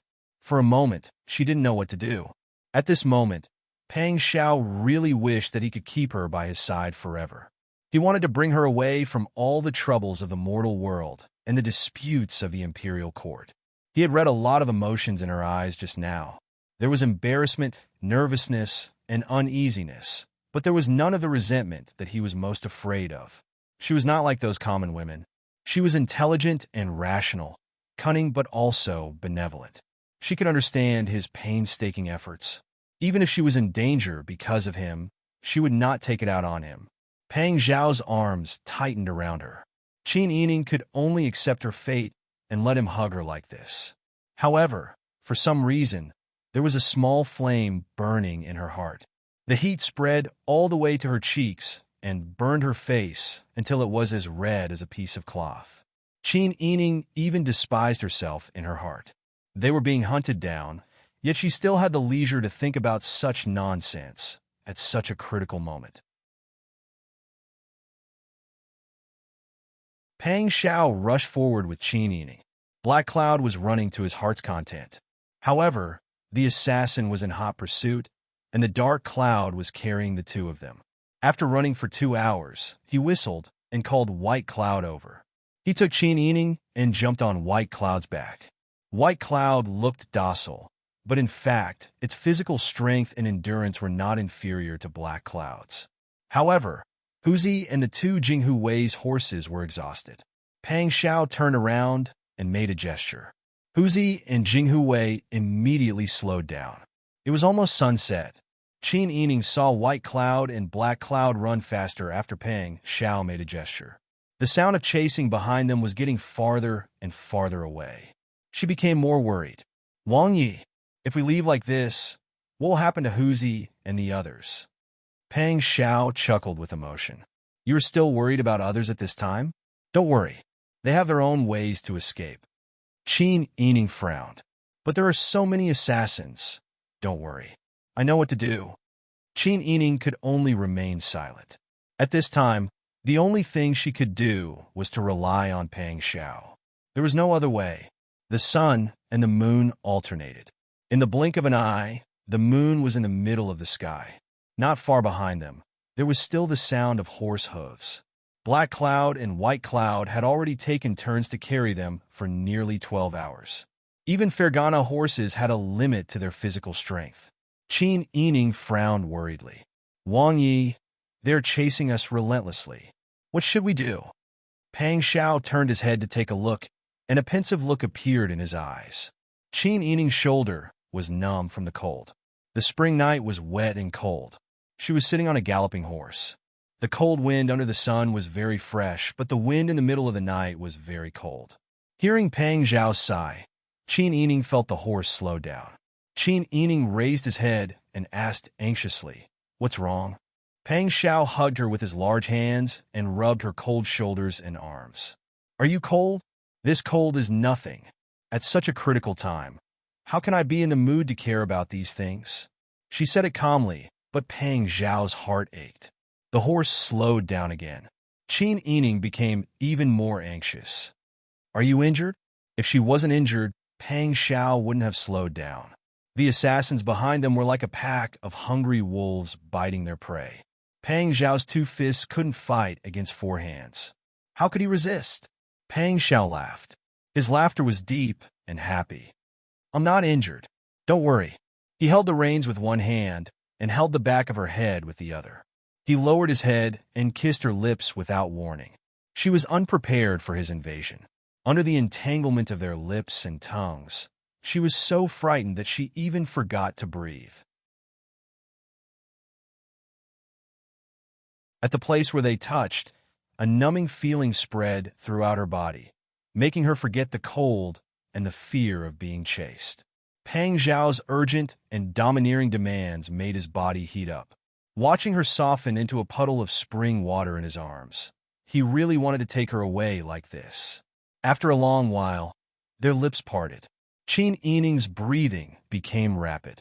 Why did you? This is for you." She felt a cold sensation on her wrist. Looking down under the bright moonlight, Pang Xiao was tying a string of red bean bracelets on her wrist. "I made this myself. I've never made it before, so it's a little rough. Don't mind it. This is the keepsake." Pang Xiao lowered his head and kissed her forehead again. "I'll definitely find a way to marry you. No matter what obstacles there are between us, you can rest assured that I'll handle them properly. There's only one thing. Remember, you're mine." Qin Yining's heart was beating wildly. Her brain was almost unable to process it. Pang Zhao's tough words were still lingering in her ears. "No matter who it is, whether he likes you or you like someone else, as long as I find out, I'll kill him. Remember, you can only be mine." Pang Xiao kissed her again on her trembling eyelashes. The sound of the horse's hooves was right behind Pang Xiao. Pang Xiao stopped Black Cloud. Qin Yining forced herself to calm down, but she was a little suspicious in her heart. Sure enough, within the span of a breath, the horse hooves of the pursuers stopped in unison. Huzi dismounted from the horse and came forward to salute. "Wang Yi, well, how far are the people who sent you off in Dian? They've been chasing us, but Dian's horses are different from ours. They'll be at least 30 minutes away from here." Pang Xiao nodded and waved his hand to let them leave. Then he put his hands around Qin Yining's slender waist, lowered his head, and looked at her tenderly. "Don't be angry. I just want to spend more time with you. After today, I don't know when we'll meet again." Qin Yining pursed her lips and didn't say anything. Pang Xiao sighed as he saw her silence. Then he said, "Take Bai Yun with you and find a secluded place to hide. Your father's men will catch up with you very soon. Your safety will be guaranteed. At that time, you can tell everyone that I was chased by a group of Taytan assassins. I was afraid of involving you, so I found an opportunity to hide you on the way. If someone asks you how you know that those assassins are Taytan, you can tell them that they were chasing you and spoke in Taytan. Do you remember?" Qin Yining looked at Pang Xiao with a complicated expression. "From the morning you said that you needed to treat the poison, everything was planned by you?" Pang Xiao was speechless and nodded. "Wang Yi is really resourceful." Qin Yining gave it a careful thought. In fact, there were many flaws in her plan today. For example, why did those assassins not kill any of the officials from Great Yin who came to see her off? Why did they keep chasing after Pang Xiao? Although Pang Xiao had protected her well along the way, he did not show any sign of panic. It was just that when she was in Pang Xiao's arms, her heart was disturbed and she couldn't think carefully. She lost her calm mind and the ability to make accurate judgments. He was clearly the one who arranged for them. Why did he say that they were Taytan people? How did he know that the Taytan people were in the capital? If the news that the Taytan people took the opportunity to assassinate Prince Zhongshuan of Dezhou on Dian spread out, what would the consequences be? Chao Yuqing should have already handed the Taytan people she caught to the Emperor. The Emperor should have heard the confessions of those people. The Emperor wasn't stupid. As long as those people let out a little bit of information, they would be able to implicate Chao Guozhang. Now, Pang Zhao's plan was equivalent to adding fuel to the fire of Chao Guozhang's collusion with the Taytan people. In this way, Pang Zhao's move was also to give her and her father a big gift. "You are really..." Qin Yining sighed. Pang Xiao looked at her nervously. He had been observing her expression. She didn't get angry when he kissed her forcefully. She also didn't get angry when he threatened her not to like other people. Only when she knew that today's matter was arranged by him did she become a little sluggish. Now, she looked like she had thought it through and sighed with emotion. Pang Zhao's hanging heart was relieved. He couldn't help but laugh. He said in her ear, "Sister E, you clearly like me. Are you still not going to admit it?" Qin Yining's body trembled when his warm breath blew on her ear. She pushed him. Pang Xiao only felt like he was patted by a little rabbit with its furry paw.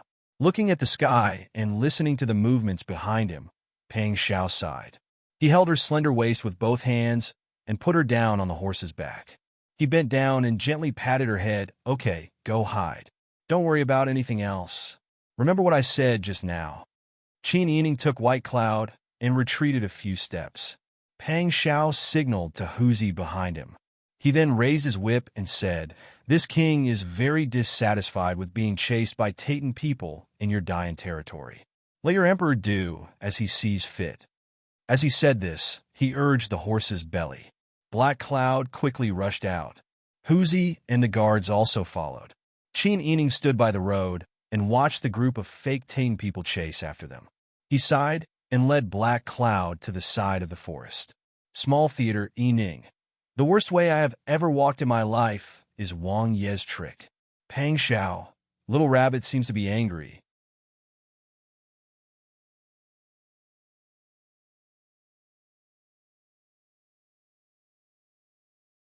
Chapter 165.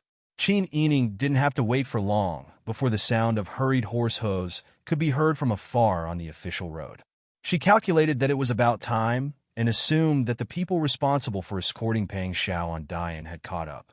She led White Cloud out of the dense forest, mounted the horse, and headed in the direction of the official road. Under the moonlight, White Cloud's silver-white fur glowed with a layer of white light.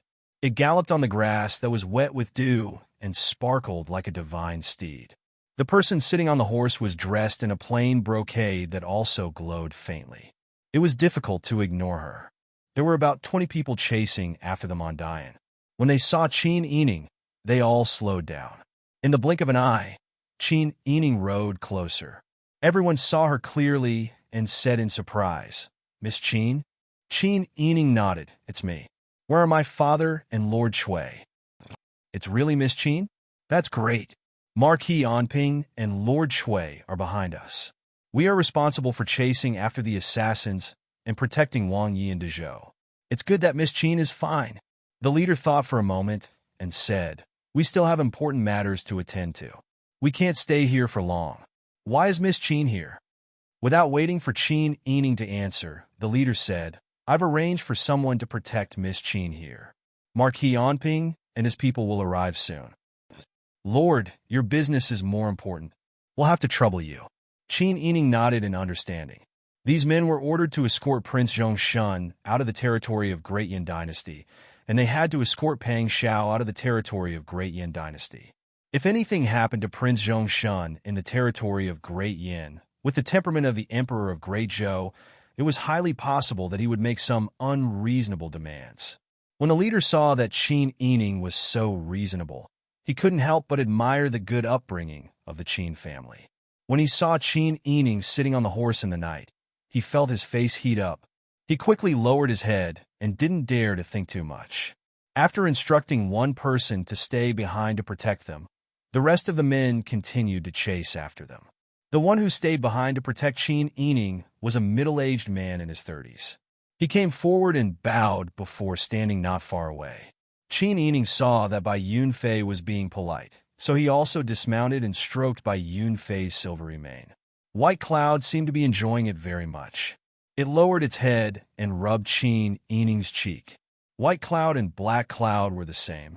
In addition to their outstanding bloodlines, endurance, speed, and explosive power, they were also very intelligent horses.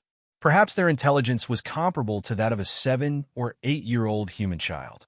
Therefore, Qin Yining treated Bai Yun like he was treating a smart child. He was very gentle. In this wilderness, it was thanks to White Cloud's presence that she felt a sense of security. After the time it took for an incense stick to burn, another wave of horse hooves could be heard. Qin Huayuan and the other officials saw the white horse and the woman in a light dress by the side of the official road from afar. They all hurriedly slowed down.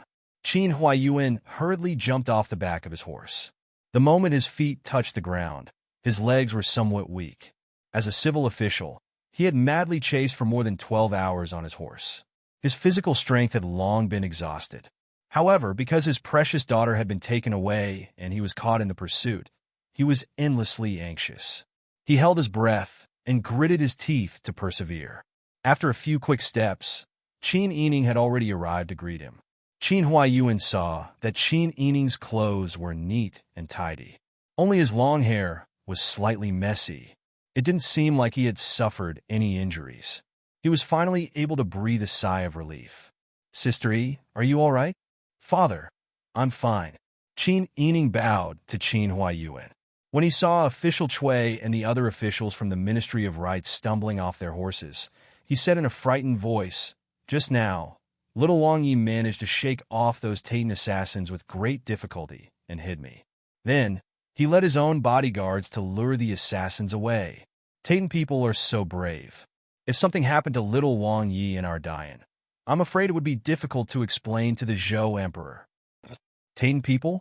Is what young Miss Qin said true? How did you determine that those were Titan assassins? Cui Wenqing asked with a nervous expression. Qin Yining's face was pale, and his eyes seemed to be filled with tears. He explained, "I've seen some Titan people in Liang City and heard some Titan language. Just now, those people chased us anxiously and shouted and cursed in Titan language. Those people were tall and big, different from us Dian people. Thus, I was able to determine that. The situation is really complicated.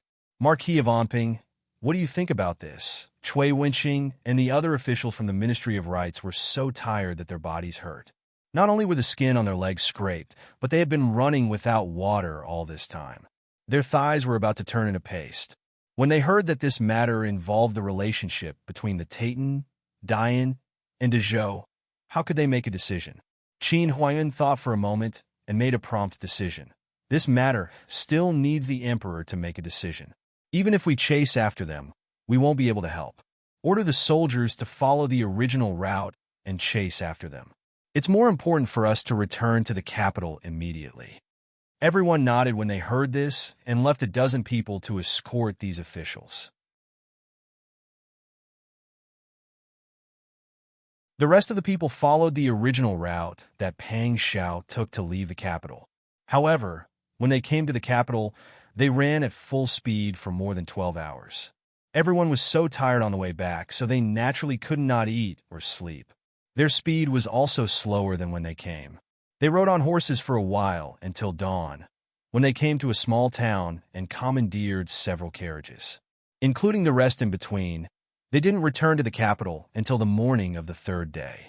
At this time, Pang Zhao's group had probably already left Xihua City. Along the way, because of the difference between men and women, Qin Yining was placed in a separate carriage and didn't have a chance to talk to Qin Huaiyuan in detail. It wasn't until they entered the capital that Qin Huaiyuan sent the rest of the officials back home to rest. He himself had to enter the palace to report to the Emperor. Stopping the carriage halfway, the father and daughter pair got off the carriage and walked to a place with a wide view. Only then did they have time to talk. "Sister Yi, did the Titan really come to kill little Wang Yi?" Qin Yining couldn't help but smile when she heard this. "I knew that the words I said that day couldn't be completely believed by father." Qin Huaiyuan had an expression of, as expected, and said with a smile, "Although Guozhang Chao colluded with the Titan, he did it for his own benefit. He didn't lead a wolf into the house. Madame Chao already told the Emperor about that matter.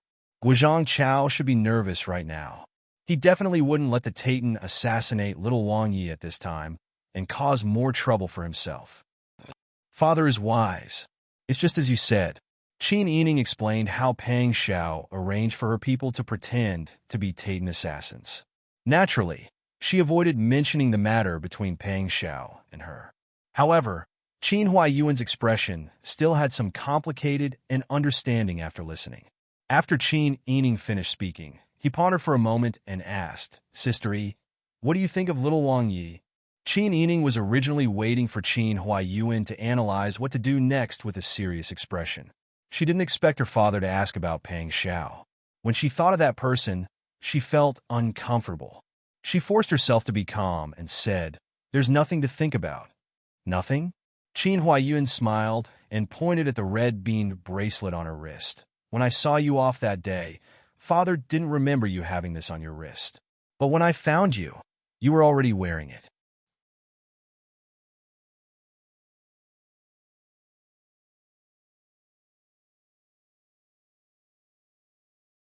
Chapter 166. When Qin Huaiyuan saw his daughter like this, how could he not understand? Pang Xiao was born with such appearance, boldness, and strategy. He could be said to be a hero who could bring peace to the world with a pen and settle the universe with a horse with martial arts. He was willing to treat Qin Yining with care, and had saved her many times. Qin Yining was not a cold-hearted person. How could she be indifferent? After carefully looking at his daughter, Qin Huaiyuan could not help but shake his head with a smile. No wonder a hero like Pang Xiao could not pass this hurdle. Forget it. I want to ask about what happened between the two of you. You are a smart child. You should know what you were doing. Qin Yining was surprised, but also a little surprised. Father, you don't object? Object to what? He is a fierce and ambitious person. He is worthy of you. However, there are simply too many barriers between the two of us. Qin Huaiyuan naturally understood what he meant. He smiled with his hands behind his back. Let's not talk about other things for now. Let's talk about Pang Zhongjing's death. If he was really a person who would not let go of this grudge, I would not be standing here alive right now. Back then, I did try to drive a wedge between them, but little Wang Yi must be clear in his heart. If the Emperor of Northern Ji had not been suspicious of Pang Zhongjing, he would not have used this as a pretext to make a fuss. And perhaps you don't know little Wang Ye's background. When Qin Yining heard this, he looked at Qin Huaiyuan curiously. Qin Huaiyuan said, Pang Zhixie's mother was from the Yao clan. She was a servant girl in the Pang family. Pang Zhongjing once had sex after drinking and forced the Yao clan. Pang Zhongjing's wife was extremely jealous. When she found out that Pang Zhongjing had taken a fancy to the Yao clan, she did not wait to be promoted to concubine. In order to prevent the birth of a concubine son, she secretly sent people to assassinate them. Fortunately, the Yao clan was smart and deceived them. Pang Zhongjing never knew when the Yao clan he had sex with was sent away, so he did not know that she was later pregnant and that their family ruined his plans. Until his death, Pang Zhongjing did not know that he had a bloodline in this world. That is to say, young Prince Pang has no feelings for his biological father and official mother. Qin Huaiyuan nodded, and he was forced to join the army when he was young. Qin Huaiyuan sighed and said, How do you think he became a murderous god who kills people step by step? He had originally followed his maternal grandfather's family and his birth mother to live a peaceful life in a small town. His maternal grandfather's family had used the money that Yao Shi had brought back to open a small restaurant.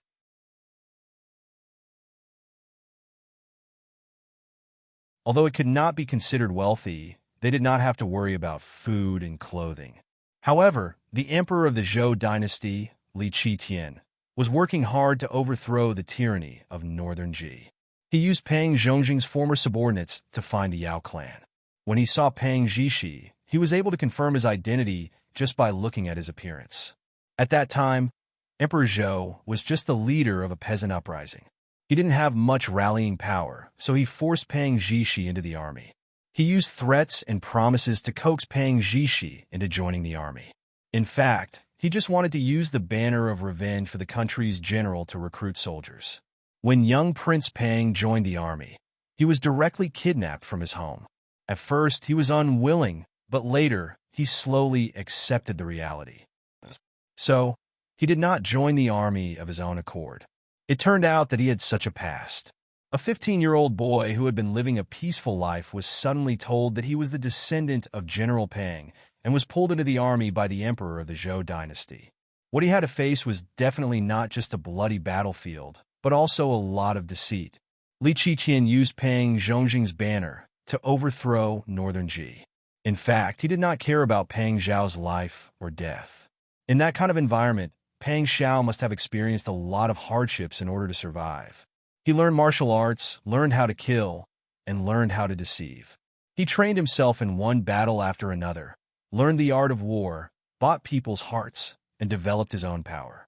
Step by step, he reached a point where even the emperor of the Zhou dynasty did not dare to kill him directly. Instead, the emperor of the Zhou dynasty wanted to give him the title of the only king with a different surname in Zhou. The hardships in this. Just by analyzing it like this, she felt that it could crush people. However, Pang Xiao had already done it. He had never received a day of fatherly love, and he had no feelings for his biological father. However, his fate was controlled by his background. Qin Yining suddenly understood what Qin Huaiyuan meant. Pang Xiao probably had no feelings for his biological father at all. Perhaps he even resented him. In addition to the fact that he had no choice, his biological mother had also suffered a lot of grievances. Therefore, Pang Xiao could calmly and objectively think about what happened back then. That was why he did not arbitrarily sentence Qin Huaiyuan to death. After some analysis, Qin Yining inexplicably felt a lot more relaxed. I didn't expect father to know so much about little Wang Yi. He has feelings for my daughter. Of course, I will investigate it clearly, Qin Huaiyuan said bluntly. I can't just watch him plot against my daughter for revenge. Qin Yining's face flushed, but her heart was jumping with joy. She trusted her father's ability. If her father said so, it meant that Pang Xiao did not get close to her for revenge. He was sincere to her. However, if she did not consider the family feud and national hatred, she could not help but sigh. What was the use of thinking so much now? She should just let nature take its course. Before Pang Xiao left, he especially told her that he would take care of everything. Qin Yining did not realize that she had subconsciously accepted Pang Xiao's possessive desire for her. She also accepted the fact that Pang Xiao wanted to marry her after everything was settled. Qin Huayan pondered for a moment before he said, "You should return to the residence. I've already arranged for Miss Tang to return to the residence. Just say that I'm the one who's sending you off. You don't have to take what others say to heart." "Yes." Qin Yining nodded and said, "Father, let's get in the carriage. I will ride White Cloud back." Qin Huaiyuan nodded. He watched as Qin Yining took the reins from his attendant and looked at the handsome white horse. He sighed again with mixed feelings. His plan is really unparalleled. Yes, he has also given us a big gift. Qin Yining mounted the horse. She did not understand Qin Huaiyuan's double entendre. Qin Huaiyuan shook his head and did not say the rest of his words. "Go back." "Yes, father, daughter will go back first." Qin Yining rode White Cloud back to the estate in a light mood. Qin Huaiyuan stood in the same place and thought for a moment. Then he went to see the emperor and told him that the Taitan had assassinated Prince Zhongshuan and that Prince Zhongshuan had escaped from Dian. He was furious. When the emperor heard this, he did not say anything. The next day, Qin Huaiyuan reported this matter to the emperor during the imperial court meeting. He asked the emperor to thoroughly investigate how the Taitan had found out the time and route of Pang Xiao's departure. He concluded that there must be a Taitan spy among the people who knew about Prince Zhongshuan's itinerary. The emperor was originally afraid of Guozhang Chao. In addition, Chao Yuqing presented the evidence that Guozhang Chao had secretly colluded with the Taitan princess. She also presented the possible consequences of the Taitan's pursuit of Pang Xiao. The combination of these three factors made the emperor so angry that he reprimanded Guozhang Chao during the imperial court meeting. The Minister of Personnel, Wang Yuxian, was a capable student of Guozhang Chao. 10 days later, the emperor found an excuse to remove him from his position. In less than half a month, one of Guozhang Chao's arms was cut off. His position in the imperial court was greatly reduced. Qin Huaiyuan was a meritorious official in the peace talks and the capable official who impeached Guozhang Chao. In addition, he always had a good reputation. At this time, he was in the limelight. Qin Yining looked at the Zhaoyan Agency's account book while listening to Master Zhong talk about the secret information. He could not help but frown. Seeing her like this, Master Zhong stopped smiling and asked, "Boss, is there something wrong?"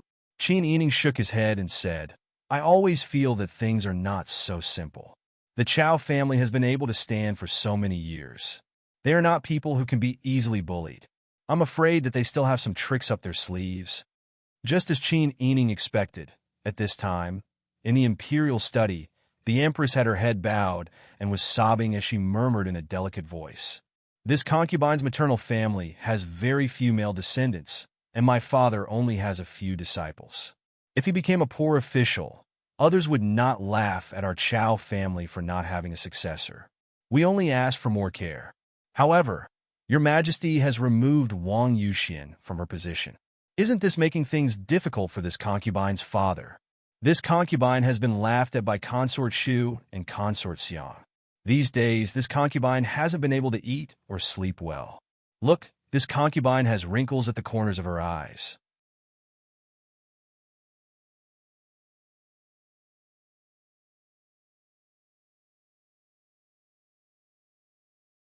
Chapter 167. In the emperor's heart, the empress was his goddess, a cinnabar mole in his heart. He had long cherished the empress to his bones and could not bear to see her being wronged. Even though the emperor was wary of Chao Guozhang and was dissatisfied with some of Chao Guozhang's actions, that had nothing to do with his beloved empress. "Darling, don't be sad. Zhen's heart hurts." The emperor hugged the empress and gently rocked her like he was coaxing a child. Zhen scolded Wang Yuxian because he was not good. "It has nothing to do with Guozhang. How come Xu Fei and Xiang Pin dare to laugh at you because of this? The Hogong meddling in politics. Do they not want to live?" "Emperor." The empress softly leaned on the emperor's shoulder. "Qinxia has monopolized emperor's favor since entering the palace. They are naturally jealous. Qinxia can understand. But emperor is in the prime of his life. Qinxia is gradually becoming a faded flower. Qinxia is afraid that one day, emperor will find a new lover and not want Qinxia." As the empress spoke, tears fell from the corners of her eyes and dripped onto the emperor's dragon robe, staining it a few times. The emperor's large hand held the empress' slender waist, and his other hand gently stroked her long hair. "How can that be? We are the one who is truly old, but you are still so young and beautiful, just like when we first met." The empress shook her head and sat up straight with her hands on the emperor's shoulders. She looked deeply at him. "Emperor, how can you say this?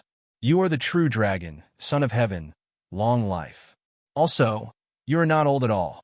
After using Tianjizi's elixir, you are even more energetic.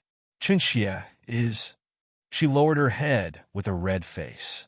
The empress' bashful appearance and certain words made the emperor feel light.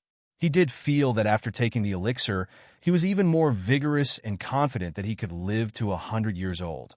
The empress hesitated and said, "Emperor, Qinxia is not the true dragon, son of heaven like you. I have purple energy to protect my body. Qinxia is old. Look, the corners of Qinxia's eyes." The empress gently caressed her bright and beautiful face and said, "Your Majesty, this concubine knows a prescription to retain one's youthful appearance. Tianjizi told this concubine a few days ago, but the primer is somewhat difficult to obtain." Seeing that the empress was no longer harping on the matter of him punishing Wang Yuxian, the emperor finally let out a sigh of relief. He was happy that she had changed the topic, so he asked, "Euro, what kind of medicine did you say it was?" "I am rich in the 4 seas, and the world is mine. As long as it exists in the human world, as long as you want it, I will get it for you." The empress blushed and said in a tender voice, "The Tianjizi said that the medicine that your concubine is going to take is rare. In fact, it's not rare. We have it in the capital. It's just that I'm afraid it'll be a bit difficult to use. Tell me, I will settle it for you." The emperor enjoyed seeing the empress act coquettishly when she asked him for something. It greatly satisfied his sense of accomplishment. The empress' voice became gentler. "Your Majesty, the Tianjizi said that your concubine needs the exquisite heart, beautiful bones, and fragrant flesh of a beauty born in the year of Ji Mao, the month of Wu Chun, and the day of Dingyu to be used as the primer." "Oh!" The emperor was a bit surprised. He didn't expect that the primer would require a living person. But after thinking for a bit, he smiled and said, "This isn't difficult. I will send out a document and search everywhere for a person born in this year." "Ain beauty? Then you need a beautiful woman?"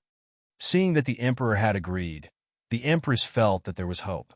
She anxiously pulled on his sleeve and said, "Actually, the Tianjizi has already calculated who this person is. It's just that your concubine is afraid of making things difficult for your Majesty, so I don't dare to say it." The emperor laughed and said, "You clever little girl, tell me. No matter who it is, I will find that person to use as a primer to retain your youthful appearance. Then your concubine will tell you, 'Your Majesty, you can't be angry or misunderstand me.'" "What? Do I know this person?" "Yes." The empress nodded and said, "This person is not someone else. She is from the Qin clan, the legitimate daughter of the Marquis of Anping. She was born in the year of Ji Mao, the month of Wu Chun, and the day of Dingyu. Her birthday is on the 5th day of the 6th month. If your majesty doesn't believe me, you can ask someone to calculate it. When the emperor heard this, he was silent for a moment. After a while, he said, Qin Ming only has this one daughter. I'm afraid it's not appropriate to ask him to offer his daughter as a primer. The emperor naturally still remembered that in the Duke Ding's mansion, Sun Yu refused to give him his brain and tried to commit suicide. He felt a bit conflicted when he thought of such a similar thing. The empress frowned in grievance. Your Majesty, what are you saying? The world is yours, and the people in the world are also yours. No matter what, Qin Ming is still your subject. Isn't there a saying, if the monarch wants the subject to die, the subject has no choice but to die? Your Majesty didn't want him to die, you just want his daughter. If he doesn't offer her up, then he has a rebellious heart. These words were very skillful. Every sentence poked at the emperor's untouchable weakness. The emperor was in a high position. The first thing he cared about was his unshakable godlike status, and the second thing he cared about was the loyalty of his subjects. Wasn't the existence of the Qing-Tian alliance today because he wanted the lives of the people of the Duke Ding's mansion to rebel.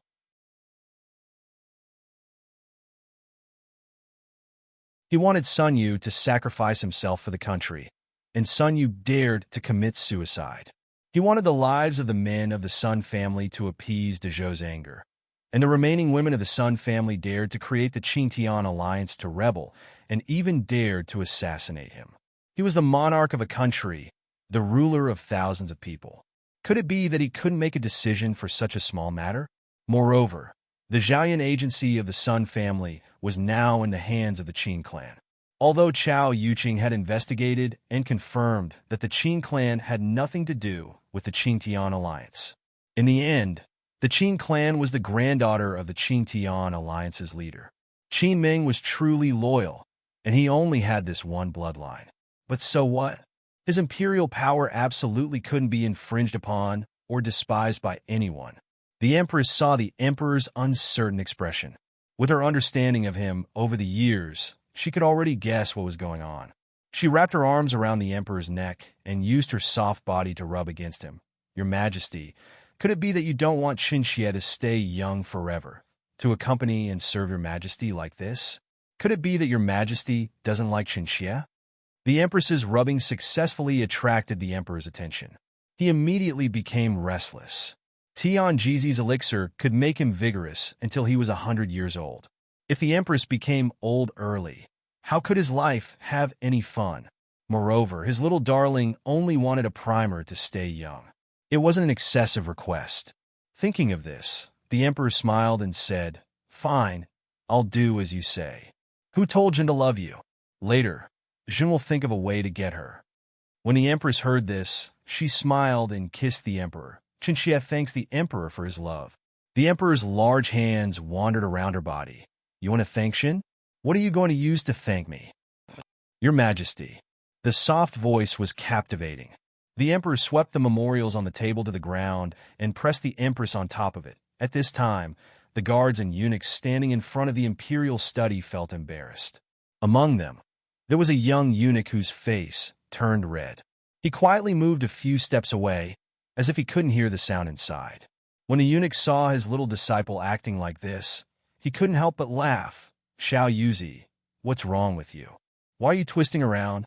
Are you attracted to maggots? Xiao Yuzi's face turned red. Master, I want to go to the toilet. You little monkey, you can't do it like this? Let me tell you, there will be a time for you to learn in the future. If you want to go to the toilet, then go quickly. Don't make a fool of yourself here. Xiao Yuzi scratched the back of his head and quickly ran away. The guards and eunuchs couldn't help but laugh. Xiao Yuzi quickly ran to the toilet.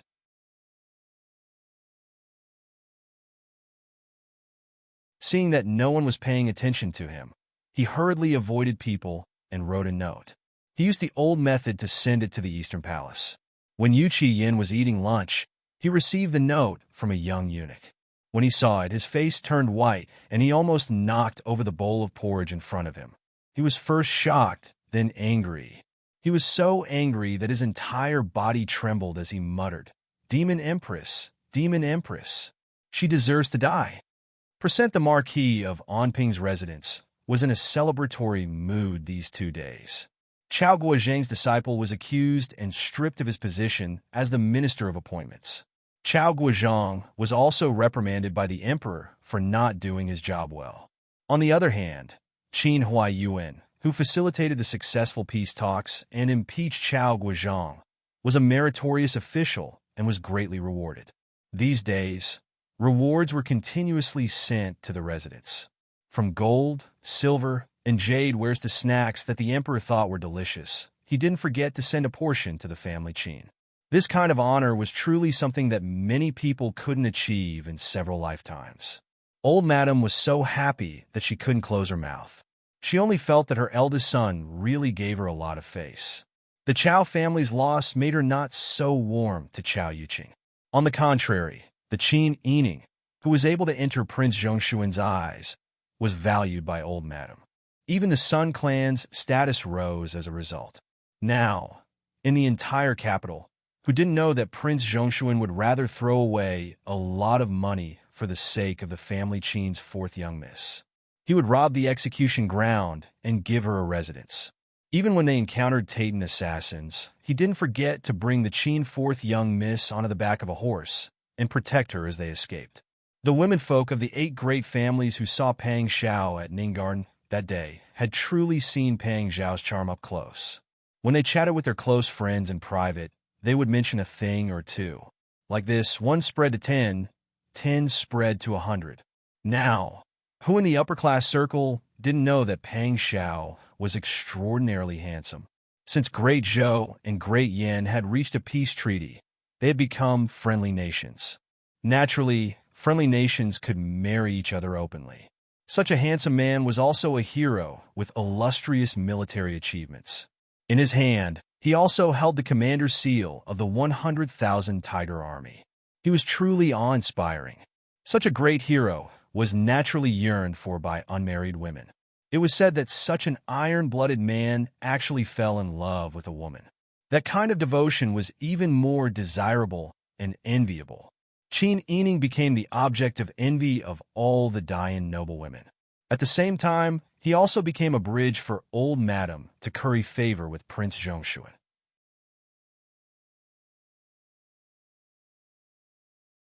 However, she couldn't curry favor with him. In the future, Qin Yining would become a concubine in Prince Zhongshuan's manor. It would also be of great help to the family Qin.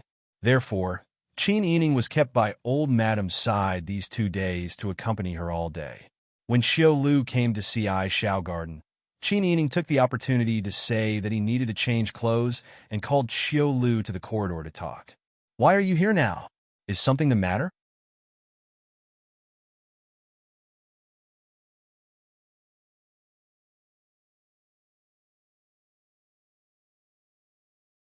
Chapter 168. Qin Yining was very surprised. What kind of person couldn't come to her openly and wanted her to meet secretly at Master Zhong's residence? She slowly walked a few steps along the veranda and then sat sideways on the chair beside her. She propped her head up with her hands and pondered. Since this person could find Master Zhong's residence, he must know her daily whereabouts very well. He knew that it was common for her to go to Master Zhong's residence to discuss business and would not arouse suspicion. Since the other party didn't come to find her, it was enough to show that their upcoming conversation must be secret. Since Master Zhong could send someone to invite her, it meant that this person was completely trustworthy. Qin Yining thought about it and felt that the most likely person to do this was maternal grandmother. She hadn't seen maternal grandmother since she learned of maternal grandmother's identity as the leader of the Qin-Tian alliance. Could it be that maternal grandmother was looking for her? Thinking of this, Qin Yining hurriedly ordered people to prepare the carriage. She went to inform Old Madam and hurriedly left with Ji Yun and Bing Tang. Not long after, they arrived in front of the Zhong family's residence. She got off the carriage with the help of a maidservant. The doorman immediately welcomed Qin Yining warmly, as usual. "Boss is finally here." Just now, the head shopkeeper was waiting for Boss at the door for a while. Presumably, there is an important business to discuss. This little one wishes Boss's business to be smooth and prosperous. "Thank you for your auspicious words. Qin Yining smiled gently and slightly glanced sideways. Ji Yun immediately took out a pouch from her sleeve and gave a handful of money to the doorman. The doorman repeatedly thanked her and respectfully led Qin Yining to the study. Master Zhong had already received the servant's reply and went to the study's courtyard door to welcome them. "Boss, you're here." Master Zhong smiled as usual and said, "A big businessman came from the south. He has a big business to ask boss to make the decision, so he invited you here." Qin Yining smiled and nodded. "I'm from the boudoir, and my knowledge is shallow. I just came to listen and learn a thing or two from the head shopkeeper."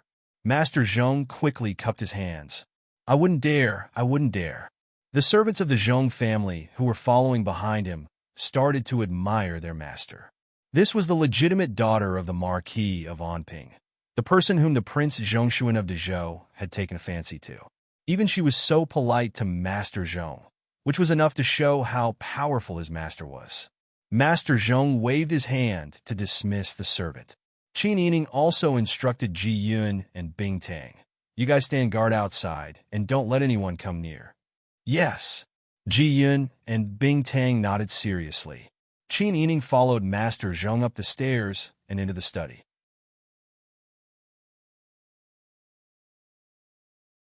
Master Zhong's study wasn't as spacious as Qin Huayuan's study, but it was still clean and elegant.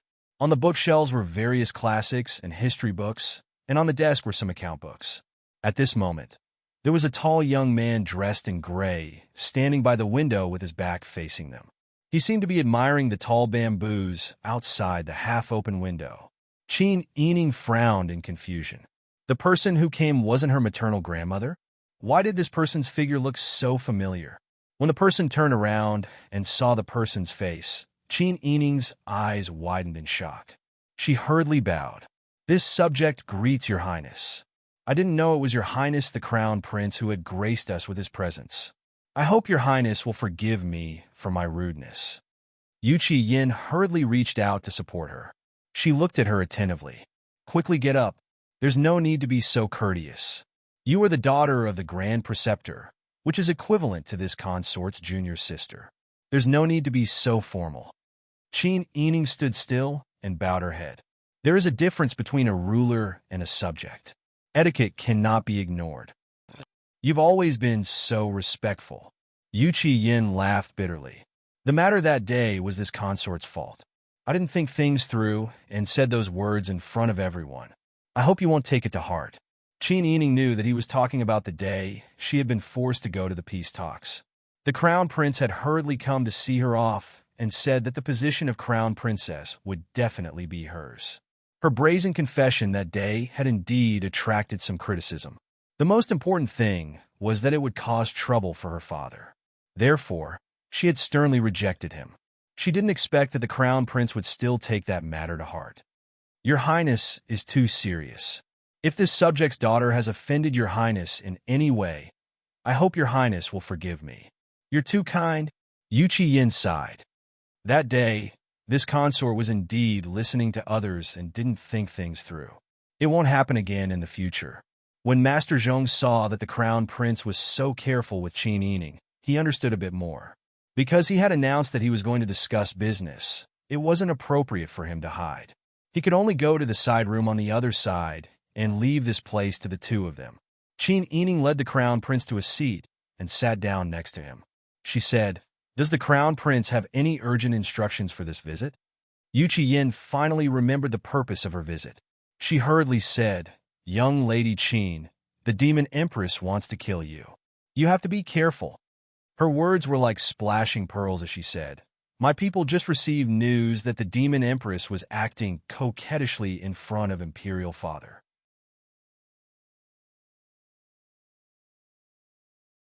She asked for a primer to preserve her youthful looks. She said that Tian Jizi said that she needed the exquisite heart, beautiful bones, and fragrant flesh of a woman from a certain date of birth. Tian Jizi calculated that the person was you. Imperial Father has already given his permission. I think that with Imperial Father's way of doing things, he will definitely make a move on you in the next 2 days. You should quickly run away?" Qin Yining was flabbergasted. Her face gradually lost color. She knew that the demon empress would definitely take revenge on her. Ever since her father ascended to the position of imperial tutor, he had already formed various grudges with the Chao clan. Ever since the demon empress caused eldest cousin to commit suicide by hitting his head against a pillar, she caused the Sun clan to be destroyed. In addition to Chang Chunyuan's trip, the demon empress was slapped in the face. With her willfulness, she had waited until now to make a move. Qin Yining had to praise her steadiness. However, she never expected that the demon empress would actually want to kill her. Furthermore, she used such a bloody method. She really knew how to apply what she had learned. De Zhou wanted Sun Yu's brain to be used as a primer, and the demon empress immediately wanted her flesh and bones to be used as a primer. Wasn't she afraid that she would incite an incapable ruler and attract the curses of the world again? That's right. The demon empress didn't care at all. The emperor was the ruler of the world. As long as she had the emperor's protection, wouldn't the demon empress be able to do whatever she wanted? To an incapable ruler, everyone in the world was probably his private property. They were all like pigs and dogs that could be slaughtered at will. Wasn't there a saying that if the ruler wanted his subjects to die, they had no choice but to die? She was just a little girl's life. In the eyes of an incapable ruler, it wasn't even worth mentioning. Back then, the Duke Ding residence was such a big family, but he could destroy it just like that. What could she do? Your Highness, is this true? Qin Yining tried his best to remain calm, but his voice was still a little hoarse. Yu Qiyin nodded solemnly. This prince arranged for someone to be on duty in the imperial study. He heard it with his own ears.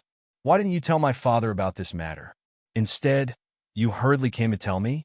Qin Yining's clear eyes looked at him. Yu Qiyin was stunned. Then his face turned red. I was so anxious that I forgot. He didn't even refer to himself as this prince. Qin Yining saw him like this and couldn't help but shake his head and laugh. It seemed like the crown prince really didn't have any talent in matters of the imperial court. It's good that your highness came to tell me. If this matter was told to my father, I'm afraid it would have a bad influence.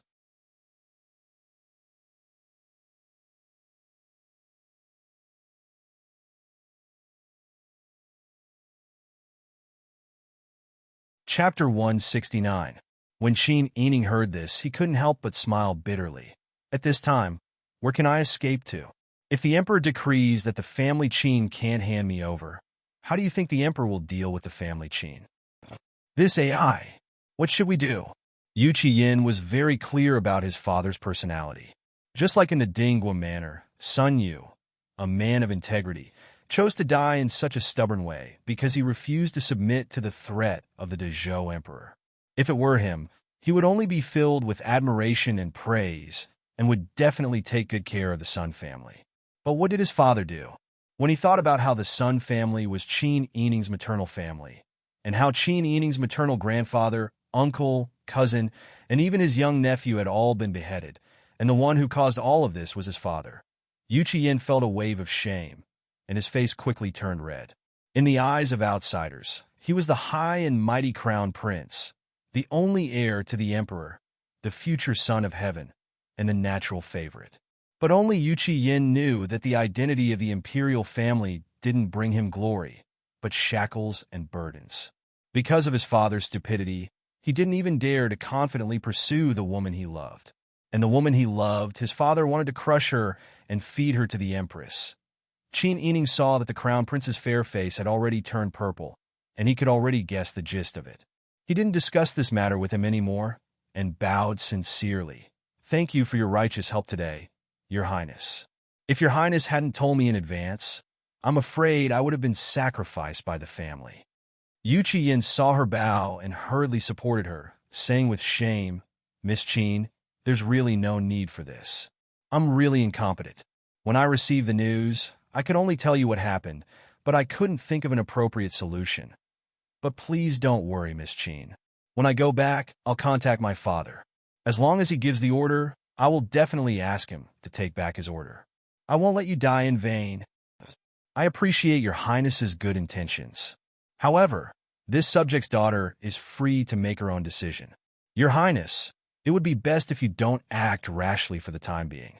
Her complexion was slightly pale, but her brows were relaxed and her eyes were clear and calm. At a glance, one could tell that she had already calmed down from her panic. Last time, Yin had anxiously caught up with the peace talks team. He only wanted to confess to her and let her know his feelings, but she rejected him in front of everyone.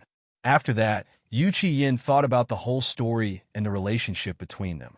He knew that this woman was definitely not an ordinary girl. She was extremely smart and definitely worthy of being the daughter of Wise Panin.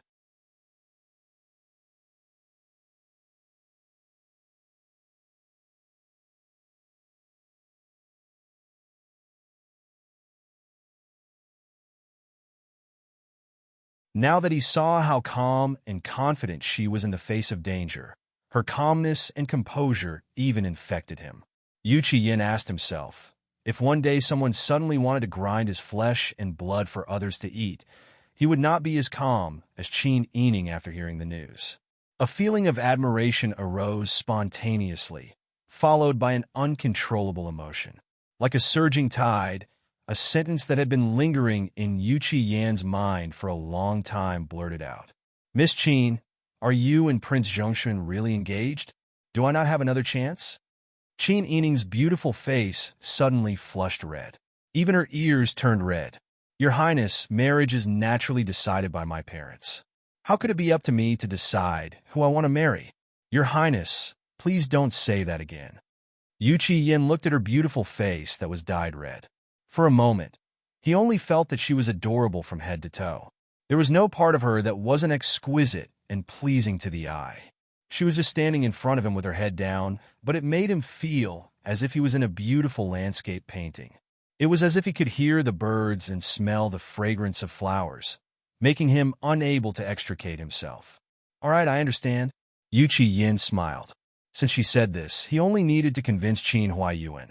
Although his imperial father was a bit shabby, his own character could be guaranteed. You still have things to take care of. I should also go back, lest people become suspicious if I stay here for too long.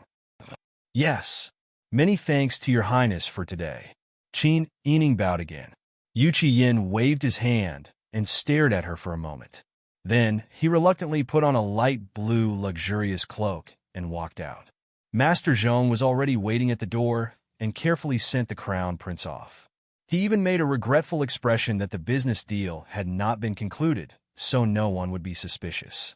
Qin Yining sat at the table and looked at the dark green tea leaves in the teacup, lost in thought. Not long later, Master Zhong anxiously ran in. Boss, what should we do? What should we do? AI. That demon empress is simply not human. How can there be such a vicious woman in this world? She actually wants to use human flesh to retain her beauty. His Majesty is actually willing to listen. Boss, what should we do? We should quickly tell the Marquis of Anping and ask him to think of a solution. The study was not large, so Master Zhong naturally heard the conversation between Qin Yining and the Crown Prince clearly. Qin Yining shook his head. Tell my father. With his position and perspective, he will either let me escape or sacrifice me. However, there are so many people in the family. Would my father sacrifice the entire family for me? For the sake of safety, I still have to personally take action. But what can we do? Master Zhong was so worried that his hair was about to turn white.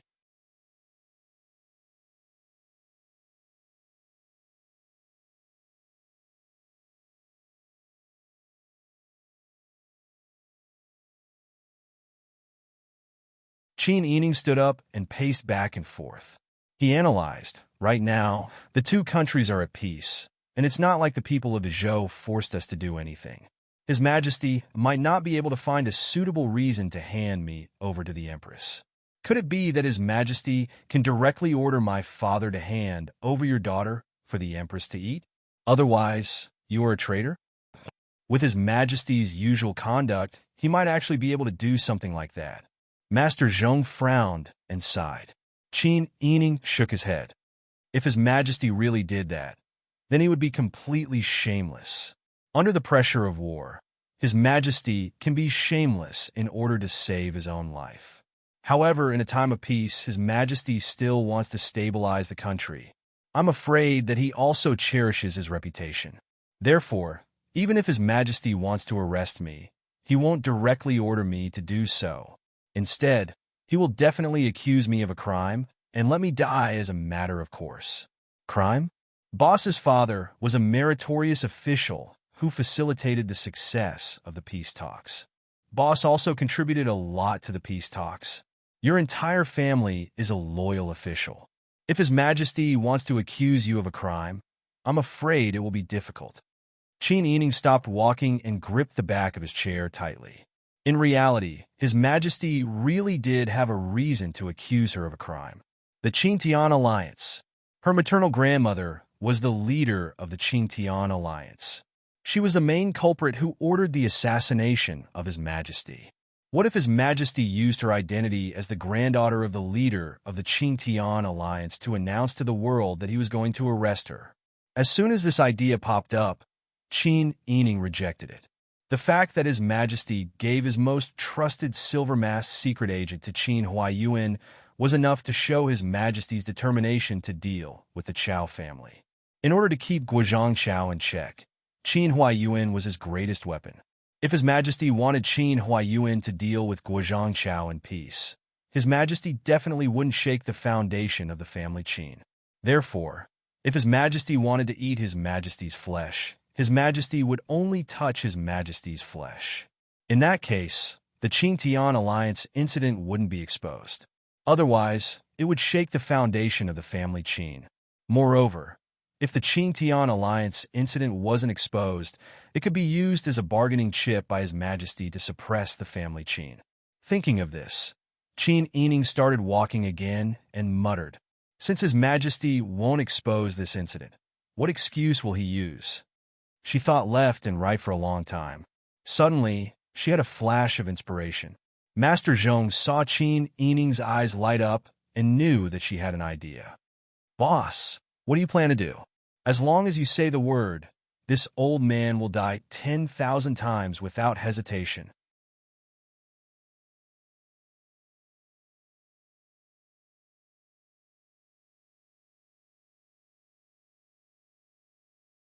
Qin Yining shook her head and said with a smile, "It's not that serious. However, this time we still have to pay a little. Head shopkeeper, I'll have to trouble you to prepare 5,000 taels of silver for me. The sooner the better. It would be best if I could get it right now." When Master Zhong heard this, he didn't ask any more questions and immediately nodded. "Ah, I'll go prepare it right away." For the latest novel updates, please visit the website.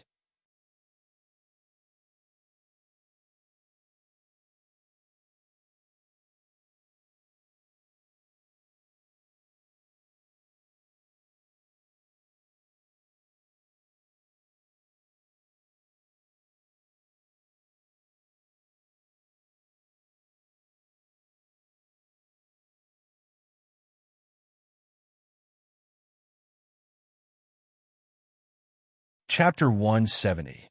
5,000 taels of silver was a large sum. For a high-ranking official like Qin Huaiyuan, his monthly salary was only 80 dawn. If 5,000 taels of silver were given to the commoners for their daily necessities, they would not be able to spend it all in their lifetime. It was unknown how Master Zhong did it, but he rushed back in less than an hour. He gave Qin Yining banknotes from the Baodong Bank, which could be cashed in immediately in Dian and Dezhou. The smallest banknote was worth 100 taels of silver, while the largest was worth 1,000 taels of silver. It was a thick stack. Qin Yining put away the banknotes and said, "Put this on my personal account. Selfishly, I've spent a lot of money. Later, we will think of other ways to make money. Right now, it is more important to get through this difficult time." Yes, Master does not need to worry. As long as you are alive, everything else is a small matter. What's more, the Zhaoyun agency is Master's business. Master has the final say. Master Zhong gave an open-minded smile. Qin Yining smiled and nodded approvingly. Master Zhong's ability to make money was first class, but he was not a stingy person. It was clear that the former Ding general manor knew how to make good use of people. That day, Her grandmother gave her the Zhao Yun agency. Although it caused her to offend the Chao clan because of Tang Ming, it also gave her a lot of help. Otherwise, she would only be an ordinary young lady now, facing the demon empress who was about to eat her flesh. She was afraid that if she wanted to live, she would have to run away. Qin Yining sighed and pulled himself together. He said, "There is one more thing. Head shopkeeper, please order people to do it." As he spoke, he whispered a few words in Master Zhong's ear. Master Zhong heard this, and his face immediately lit up. He clapped his hands and said, "Good, Master has a good plan. In this way, I am afraid that no matter what the Demon Empress says, the Emperor will not be able to find a suitable excuse to make a move on you." "Exactly. I will leave this matter to you, head shopkeeper. I need to leave the city and make a trip to the Immortal Lady Temple. There are still some things that need to be arranged." Master Zhong's eyes shone brightly as he looked at Qin Yining in admiration. "Boss, you're thinking of—" Good. Boss is indeed unparalleled in scheming. It's my honor to follow you. What are you talking about? It's my fortune to have a capable person like you by my side." Master Zhong's face was flushed red. He humbly cupped his hands and said, "I will instruct people to prepare the carriage. Master, please set off immediately. This matter should not be delayed. The sooner the better. Don't worry, boss. Once you return from the Fairy Lady Temple, I will arrange the things that you instructed me to do. Then I'll leave it to you."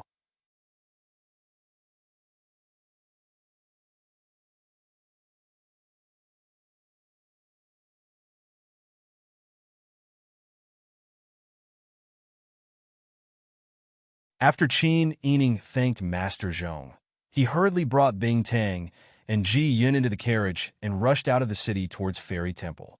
In the carriage, Qin Yining had been resting with his eyes closed. Ji Yun and Bing Tang already knew that the Demon Empress wanted to eat Qin Yining's flesh. At this moment, they were anxious and angry. Both of them had gloomy expressions. Bing Tang gritted his teeth and said, "Chao Yuro, that bitch. She will die a horrible death.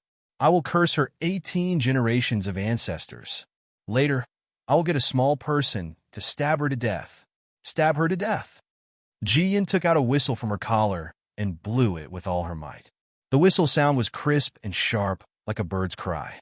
Qin Yining opened his eyes and looked curiously at Ji Yun. Not long after, a gray carrier pigeon landed on the open window.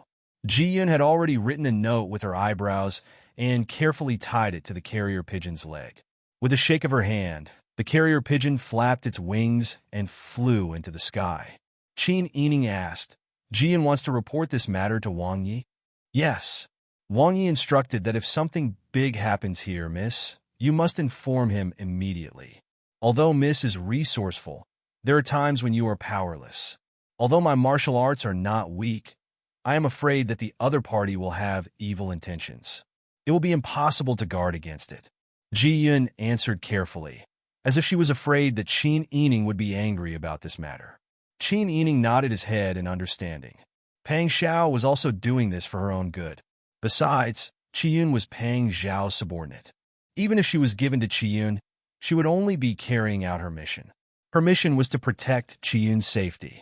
She couldn't expect Qiyun to listen to her every command. Qin Yining closed his eyes again and leaned against the wall of the carriage to rest.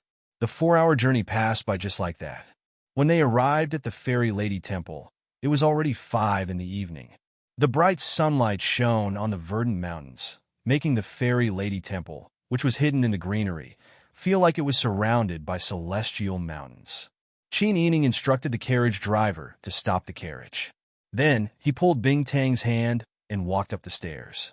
Ji Yun was originally worried that Qin Yining, a rich young lady, would not have the stamina to support herself. Who knew that Qin Yining did not even blush or pant when he reached the top of the mountain. Instead, it was Bing Tang who panted heavily with his hands on his waist.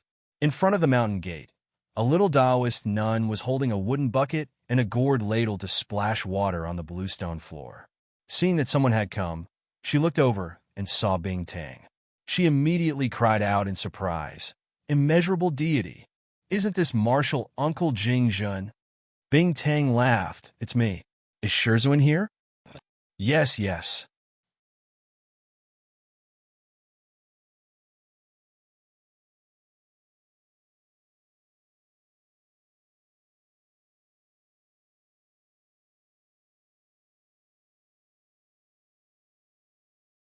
The little Taoist nun glanced at Qin Yining and Ji Yun.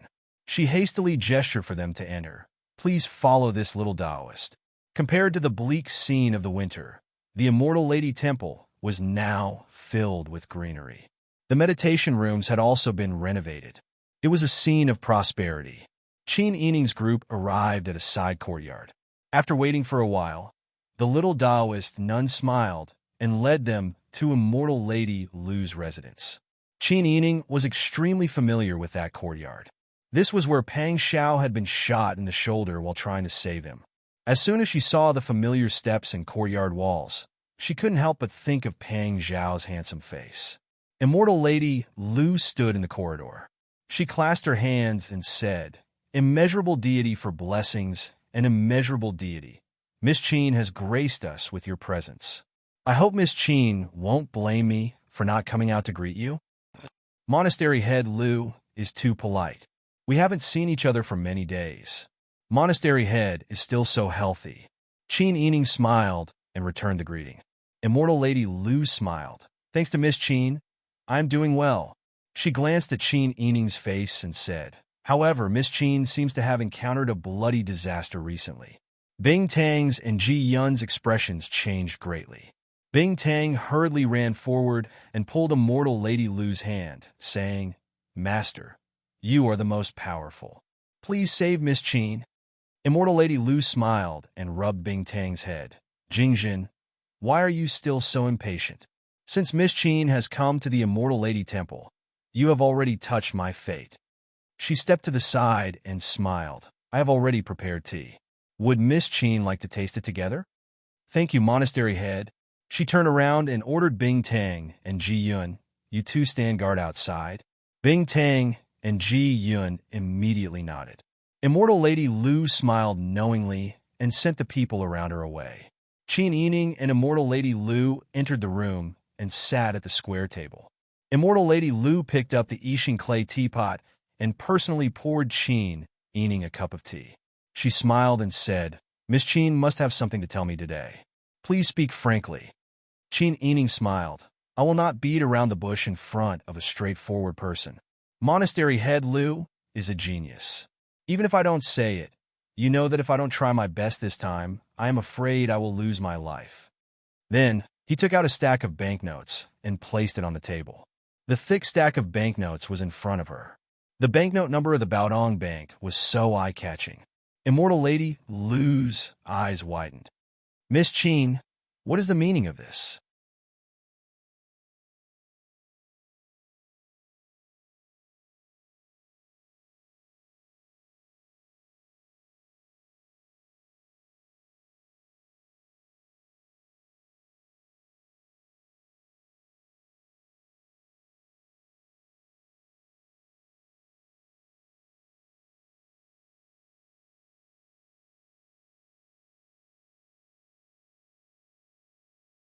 Chapter 171. Fairy Lu's heart skipped a beat. Did Qin Yining really not know that she was Tian Jizi? Or was he pretending not to know? After a long time, Fairy Lu finally tore her gaze away from the banknotes. She coughed lightly and pretended not to know with a smile. "Miss Qin, you must be joking. That Tian Jizi is a Buddhist, and she is the famous iron-mouthed divine strategist. I am a Taoist, and my cultivation is still shallow. How can I bear such praise?" Qin Yining smiled. "Don't pretend not to know, Master Lu. You know, I want you to pretend to be Tian Jizi." Fairy Lu's eyelids twitched, and the corner of her mouth twitched. Asking her to pretend to be herself, and giving her so much money. This was a good deal. Seeing that Fairy Lu's eyes were fixed on the banknotes, Qin Yining guessed that something was wrong. He continued to persuade her. When Tian Jizi was in Dezhou, she disappeared after reading the fate of Emperor Zhou, Marquis Dingbei, and Prince Zhongshuan. In the past 2 years, there have been no rumors about her. Some say that she revealed the will of heaven and has already passed away. Others say that she completed the will of heaven and went deep into the mountains to cultivate. But I think with Tianjizi's talent, she must still be somewhere in the mortal world, observing the world's events.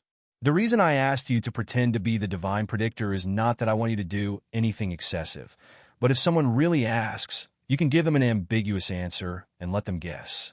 First, Tianjizi is a nun. If she wants to hide her identity, becoming a Taoist nun is the best way to cover it up. This explanation makes sense. Second, not many people have seen Tianjizi. If you pretend to be Tianjizi, you won't be exposed.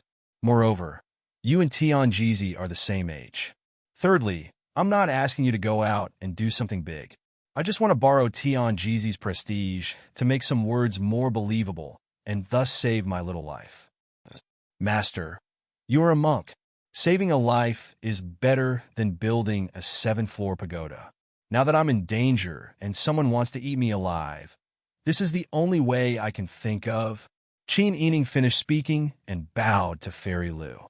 What Qin Yining didn't know was that when Liu heard her say, become a Taoist nun to hide her identity, she was already sweating. When she pretended to be a nun and escaped to Dian was to hide her identity, because when she gave the diagnosis to Zhou Emperor Li Qitian, Marquis Dingbei Jiziyu, and Pang Xiao, one of them was the reincarnation of the Ziwei Emperor star. The other two occupied the 7 kills and the army destroyer stars. Among the three, there was also the reincarnation of the greedy wolf star who was now in Taitan. However, after the Zhou was founded, the Ziwei Emperor star was not the Ziwei Emperor star. Li Qitian was the reincarnation of the 7 kills star, but he occupied the Ziwei Emperor star throne.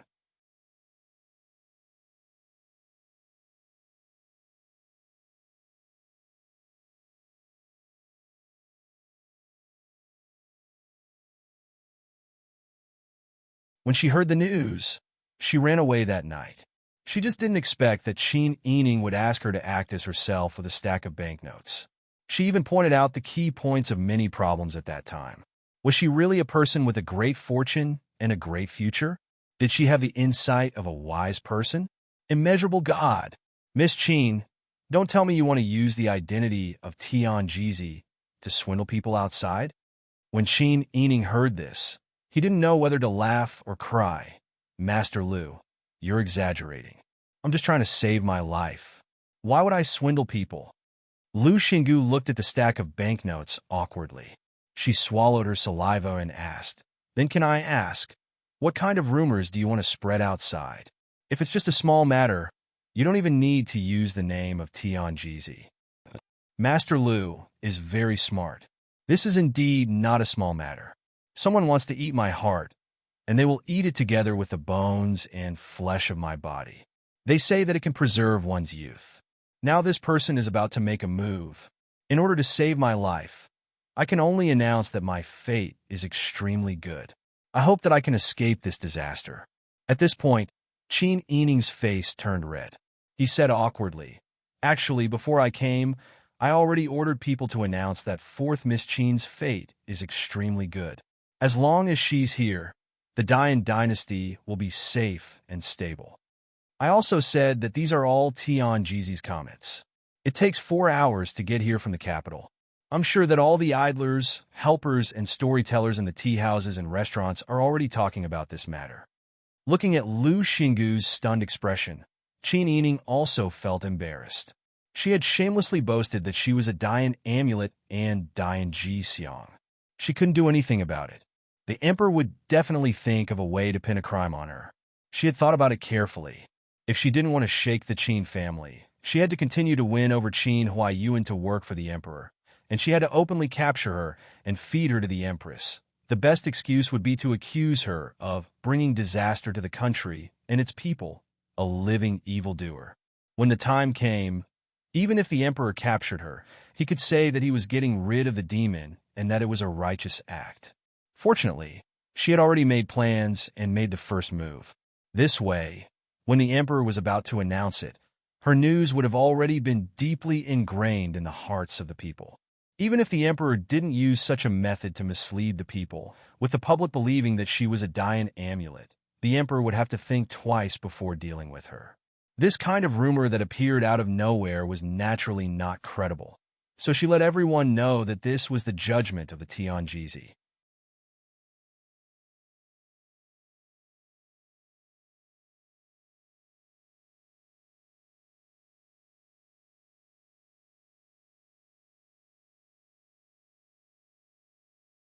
It was the same Tianjisi who had given the fortunes of Emperor Zhou, Marquis Dingbei, and Prince Zhongshuan. Using the name of the Tianjisi, it would be more convincing, but she couldn't find the Tianjisi at the moment. Even if she found her, she might not be willing to get involved in this kind of trouble. She also didn't know any trustworthy nuns. She had an idea and only thought of this money-grubbing Lu Xinggu. Lu Xinggu loved money as much as her life. For her, there was nothing that couldn't be solved with money. But even so, she was still a little worried that Lu Xinggu wouldn't agree. If she didn't agree, then she could only think of other ways. Could she use the excuse that the Tianjisi had given her a fortune and continue to travel the world?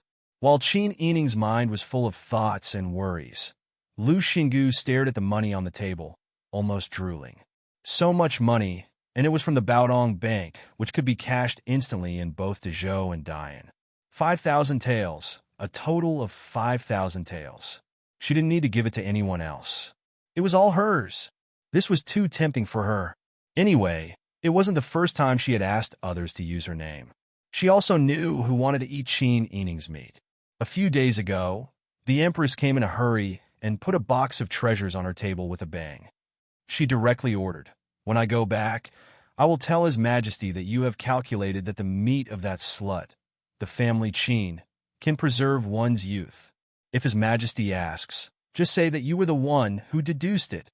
She didn't even have time to refute before she was defeated by the box of treasures. She didn't expect that Qin Yining would use the same method to defeat her. "Fine, I'll agree. I'll earn double, save her life, and sell little Wang Yi a favor." Thinking of this, Lu Xinggu carefully counted the money twice, put it in her pocket with a smile, and patted it with satisfaction. Then she smiled and said, "Miss Qin really has sharp eyes. Actually, I am a Tianjisi." Her expression couldn't be more serious.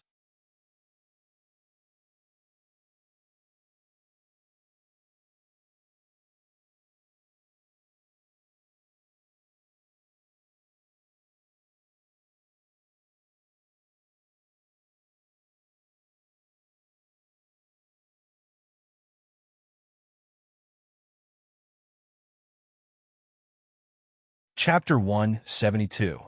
Even though it was already late, Qin Yining didn't dare to stay outside. He could only rush back to the capital. When he arrived at the city gates, it was already past Su. He used some silver and showed his identity before he could successfully enter the city. Because it was already curfew time, Qin Yining didn't dare to walk around the streets for fear of attracting trouble. He found a nearby inn and stayed for the night. He also arranged for Ji Yun to quietly return to Qin Huaiyuan's manor and secretly tell Qin Huaiyuan about her schedule today. He didn't want old Madam and others to cause trouble when they saw that she didn't return home at night. She slept peacefully for the night. When she returned to the manor early the next morning, she saw Qin Huaiyuan's personal servant, Qi Tai, looking around at the door. When he saw Qin Yining's carriage, he hurriedly came forward to salute. "Fourth young lady, the Marquis ordered this lowly one to wait for you here. He asked you to go to the study as soon as you return home." Qin Yining said in surprise, "Why didn't father go to court today?" Qi Tai smiled and said, "The Marquis originally went, but the Empress wasn't feeling well.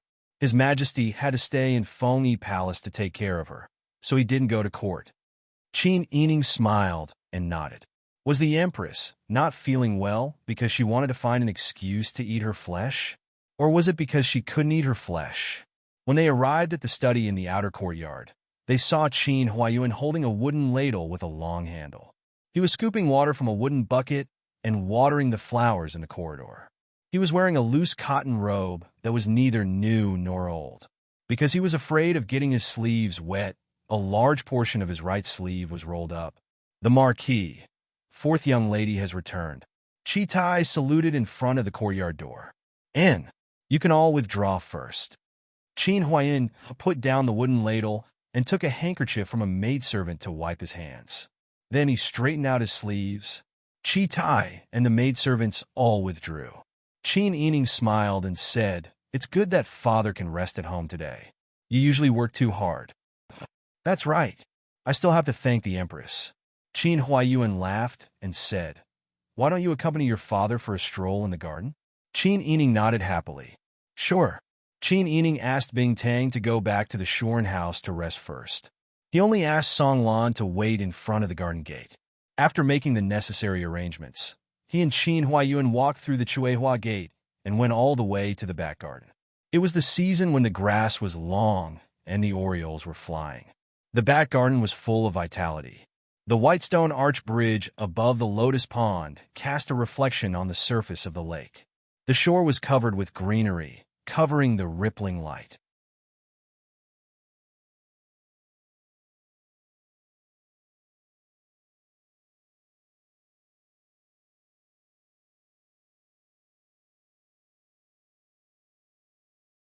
Taking a deep breath, one could smell the fragrance of the flowers and plants, and one's tense mood would relax. The father and daughter pair walked all the way to an open lawn. After making sure there was no one around to hide, Qin Huayuan finally spoke. "Last night, Ji Yun, who was by your side, rushed back and explained the situation to me. Sister-y, why didn't you tell me yesterday? Is it because in your heart, father would sacrifice you to protect the safety of the family?" Qin Huayuan's straightforward words surprised Qin Yining. In her impression, Qin Huayuan was someone who liked to only say half of what he was saying. This left room for others to think, and also left room for himself to explain. She had always admired this way of speaking, and felt that this was the way of a smart person. For him to speak so bluntly today, it was clear that her actions had angered Qin Huayuan. Or, it could be said that this matter had stimulated Qin Huayuan. "Father, why do you say that?" Qin Yining said seriously, "I never thought that father would sacrifice me for the benefit of the family. It's just that this matter happened so suddenly, and father wasn't in the fu at the time. If I waited for you to come back, I'm afraid that the Empress and Emperor's edict would have already been sent down. At that time, wouldn't I have no choice but to stretch out my neck and wait to be executed? Moreover, with father's status, there are hundreds of pairs of eyes watching whatever he does. If you were to get involved, it would be easy to alert the enemy.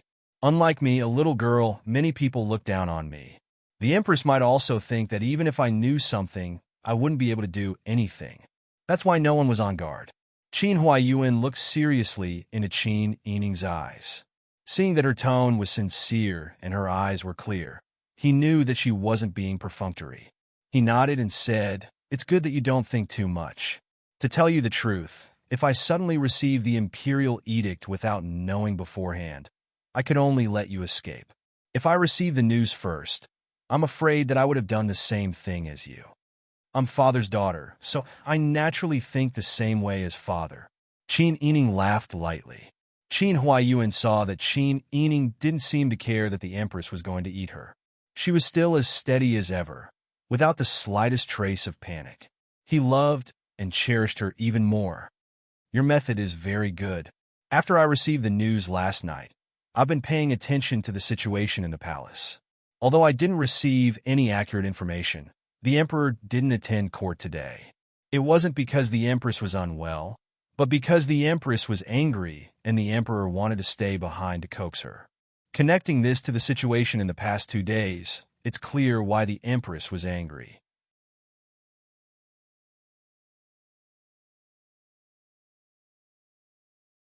No matter what method His Majesty uses to take your life, your safety can be guaranteed for the time being. Qin Huayuan stopped walking and broke off a thin willow branch to play with in his hand. Qin Yining copied Qin Huayuan and plucked a willow leaf. She put it to her lips and blew it like a whistle. The sound of the leaf shaking startled the birds and caused Qin Yining to laugh. Qin Huayuan saw that she didn't have any hazy expression and relaxed a lot. His tightly knitted brows also relaxed a bit. Father and daughter were silent for a moment. Qin Yining threw away the leaf and said, "Father doesn't need to take this matter to heart. You have a clear conscience. But now that you've seen the emperor clearly, you need to make some plans for yourself in the future. If he's a wise ruler, if he's willing to work hard to govern, even if he's incompetent, it's worth it for us to serve him until we die. But he's a fatuous ruler." Qin Yining raised her head and looked Qin Huaiyuan in the eyes to say something disrespectful. Father is burying father by following such a fatuous ruler. This kind of person isn't worth father's blood. Father shouldn't be too disappointed, and there's no need to suffer. After recognizing reality, you should think about the future. How could Qin Huaiyuan not be disappointed? He had been an official in the imperial court for many years. Even if he didn't make any contributions, he had always been cautious and conscientious, loyal and devoted. But the emperor had persecuted his family time and time again without considering his feelings. First, he destroyed his in-laws. Then he put his wife on the execution ground. He didn't care about his wishes and forced a woman to be his concubine. Now, he even wanted to capture his only bloodline and eat her. It was difficult for him to have children, and he only had this one daughter. The emperor didn't even consider his benefits and was actually so vicious. Last night, Qin Huaiyuan tossed and turned, unable to sleep. First, he was glad that his daughter was smart and reacted appropriately. Then, he deeply felt self-pity and sighed. Even if there was a saying, if the emperor wants a subject to die, the subject has no choice but to die, he still despaired of the emperor's fatuity. He even felt that perhaps if the emperor had been changed, the dying country's fortune would have been better. The common people wouldn't have been exploited to the point of starvation and suffering. However, Qin Huaiyuan didn't expect that after his daughter was almost captured and eaten, not only did she not complain about his incompetence as a father, she even comforted him. That feeling of being understood and accepted was something that Qin Huaiyuan didn't even get from his own mother. Qin Huaiyuan's eyes were somewhat hot. He raised his head and looked into the distance with his hands behind his back. After a while, Qin Huaiyuan said, "Your third cousin sister is going to get married in a month.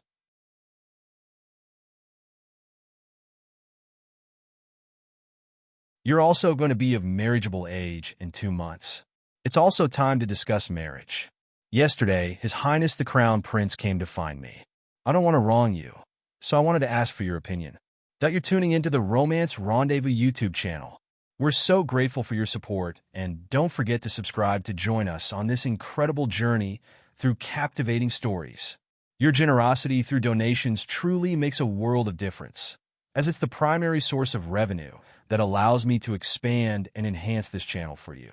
Thank you from the bottom of my heart for being a part of this adventure.